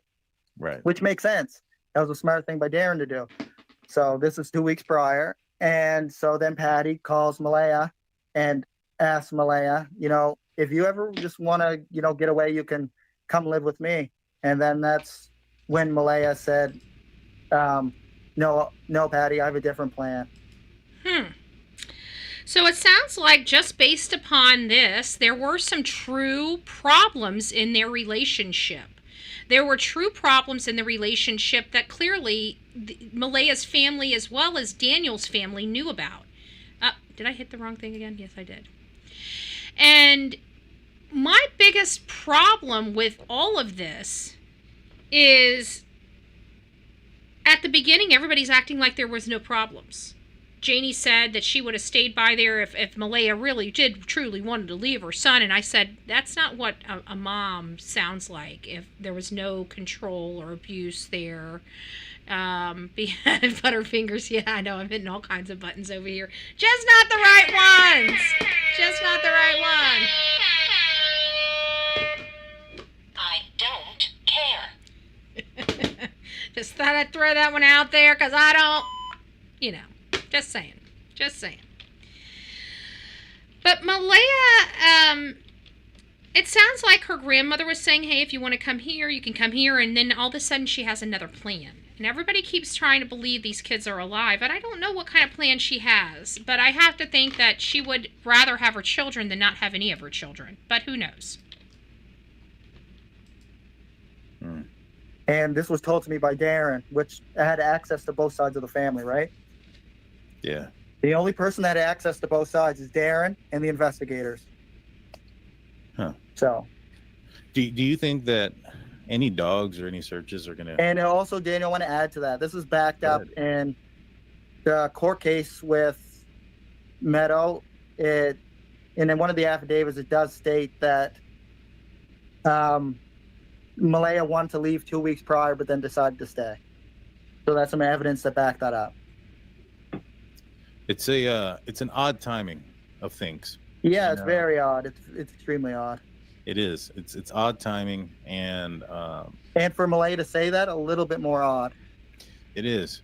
Like, you know, I completely understand when Darren says some of the things that he says referencing her, you know, her actions or behaviors. You know, I know you mentioned. How do we know Daniel didn't punish her by hurting her kids? I mean, there's a lot to be said here. Because clearly their relationship was really, really bad. Now we're learning that Malehya wanted to leave him 2 weeks prior to. 2 weeks prior to, and chose to stay. Why did she choose to stay? Was it because he forced her to stay? Was it because she chose to stay because she had no place for her children? And if that's the case, what say you now? I agree with you, Jerry Lynn. I'm not with Darren. I don't like Darren. I think Darren's full of crap. I think, you know, the more and more I look at this, I feel like Malehya did something and Daniel helped her cover it up, or vice versa. But still, you know, it's the two people are fighting between themselves. and he's throwing her under the bus, she's throwing him under the bus, right? So it's telling me that it's between the two of them. All this other stuff to me is just red herrings. It's all bullshit. Okay? The name of the game is trying to find out where these kids are and what parent put them there. I think both of the parents are involved. I don't think, one helped the other. That's the way I'm looking at this. Now, who did the dirty, who helped, I don't know. But I do believe that we're looking at, it's Malehya and I don't think Janie's involved. I don't think his brother's involved. I don't think his daddy or his uncle or anybody else is involved. I think it's between Malehya and him. And one did something and one helped cover it up. And then, Hush! Delilah! Stop it! I'm gonna bring you in here. Come. the one time that you've talked to her, what was the second time? The first time was just that hello on the phone when she was fleeing to the reserve. And then as soon as she heard my voice, she immediately hung up the phone, right? Okay. So, wow. But by Didn't that wanna time, talk I to already him. heard the background noise. She wasn't a moving car. So Darren was actually correct on that. And Darren's correct on a lot of things. So. And the second time? And the second time was when she filed the report or complained to CPS about me. We can go into the first complaint after this. But the second complaint was after investigators came and, got all Jack and Lily's belongings. There was some letters that were received in the mailbox here. And so there was 3 letters. There was one to Lily, one to Jack, and one to Malehya. They were all from Nova Scotia Health Authority. Yeah. I'm not sure if they were health cards or not or something, but because I wasn't going to go look through the mail because that's a federal offense to go through someone's mail, right? Mm-hmm. So there was the 3 letters and there was Jack and Lily's tablets, right? So there was a tablet each and there was 3 letters. Malehya was coming out of CPS, so I walked up. When she opened up her trunk, I seen her, I walked up and I put the 3 pieces of mail and the 2 tablets in their trunk. And I said, "Have a good day, Malehya," and walked away, and then went in and had my visit with Meadow. Mm-hmm. And she reported you for that?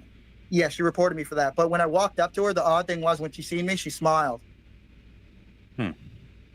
So I'm not sure what went on there, but I wasn't extremely overly nice when I set the stuff down. I set it down and I said, "Have a good day, Malehya," just like that. So I wasn't trying to be overly nice or overly mean, right? It was kind of neutral. And what did CPS tell you about that interaction? CPS told me, if Malehya felt really caught off guard by it. I hear we having troll problems.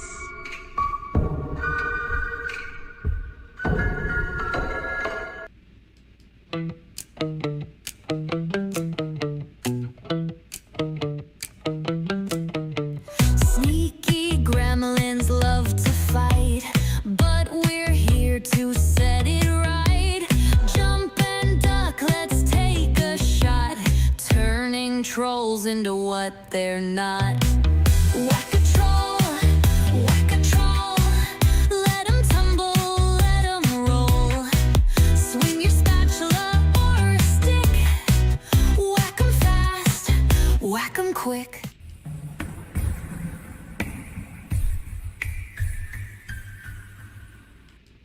Alrighty. Let's keep going. And it was, she didn't like it when I walked up and handed her mail. But then why would she smile, right? With this, which adds a whole nother layer to that situation. But they just said, CPS mainly just said to me, if you have mail that comes for her, or you want to, there's something you have to give her, just give it to us and we'll give it to her. So they're basically keeping them all apart. That's what they seem to be doing. We're going to stop right there. We're going to be coming back. We've got a whole list of notes to take. I think the interesting thing is Patty, where they were on the 30th, where Lily got the black eye, is the paternal grandmother of Malehya's grandmother. And they were there the night before, all this, 2 days before all this happened. So I'm interested to find out what Malehya's family knows, but they're awfully quiet for an entire family missing 2 grandchildren. And I'm very interested in that situation. So at the end of the day, guys, thanks for being here. Thanks for supporting the channel. I appreciate each and every one of you. I would say that we would be doing the political side at 2 p.m. today, but I'm not doing it today. I may do it on Wednesday. So we will be back here probably about 7 o'clock tonight to pick up the rest of this video. It looks like we have one more part left and we'll be done with this video. And then we're going to be going back through some of the information and fact-checking some of Daniel's statements in this interview and reviewing the Deception Detective's site and what he believes is going on. And then lastly, we're going to start converting back over to the Sebastian Rogers case while maintaining new cases up and coming, as well as the political violence that is gripping the nation. So if you guys are interested, please don't forget to sub up. If you guys have not been getting my notifications, please don't forget to change those notifications back to all. You want to make sure you're getting all notifications from the Bullhorn Betty channel, as well as Right Move Broadcasting. Right Move Broadcasting is our new political channel that we're building from the ground up, and it's going to be small until we build it. You know, I could have taken a different channel and converted that channel that had more people, but I chose not to. I chose to take a smaller channel because it's something that I want to build up from the ground up for the purposes of building it from the ground up, because I feel like it's going to be something that's going to develop very, very successfully in the future. And so I want to make sure that we do it the right way. We do it the proper way. We build a great foundation for the new channel, and we build upon that. It's going to be much different than true crime. It's my other passion. It's the political side. Most people that are on true crime do not care for my political side, and that's perfectly fine. That's why I got a second channel for my political side. But I am a conservative, and I am a conservative activist and advocate. So I don't really care about branding. I don't care about the Democrats or the Republicans. I care about the conservatives and the conservative voice. But the Democrat Party is evil. Okay, so I'm hoping that my conservative voices are becoming an I or an R versus a D, because if you're a D, you're not going to like my commentary, okay? If you're a liberal white woman, you're going to hate my commentary. So I just want to give some, you know, some cautionary tales, because I want you to enjoy yourself on these social media platforms, right? I don't want you getting yourself upset. And I'm a conservative. Okay, and I'm a conservative Republican, and what I see going on is what I see going on, and I'm going to speak my truth. And my truth may not be something that you appreciate or you like. So I want to make sure that you know that if you do not like Republicans, if you do not like the MAGA movement, you probably won't like my channel. Okay, so don't bother coming over to it. It's very simple. Be an adult, know your limits, know you can't handle it, and just stay over here. But at the end of the day, I think liberal white women are destroying this country. And I'm going to continue to say it. People call me a racist all the time. I can honestly say I'm a racist against liberal white women. I can't stand a liberal white woman. Okay? Dangerous. Dangerous. Evil. Hateful. Spiteful. They want to ruin everybody's life because they have a miserable life, because they are miserable people. I don't like them. So you want to call me a racist? Make sure you get it right. I hate liberal white women. There's Democrat women, white women. I'm not talking about Democrats. I can't stand. I hate liberal white women. They are the destroyers and the destruction of this country. Liberal white women. Okay? Much different. Don't mistake it and don't get it twisted. All right, guys, rock it out with your coffee beans out. Don't forget to be fearless. If you see something, say something. An ounce of prevention is worth a pound of cure. And until next time, please be safe, but and kind to one another. God bless. Delilah's ready to go play ball.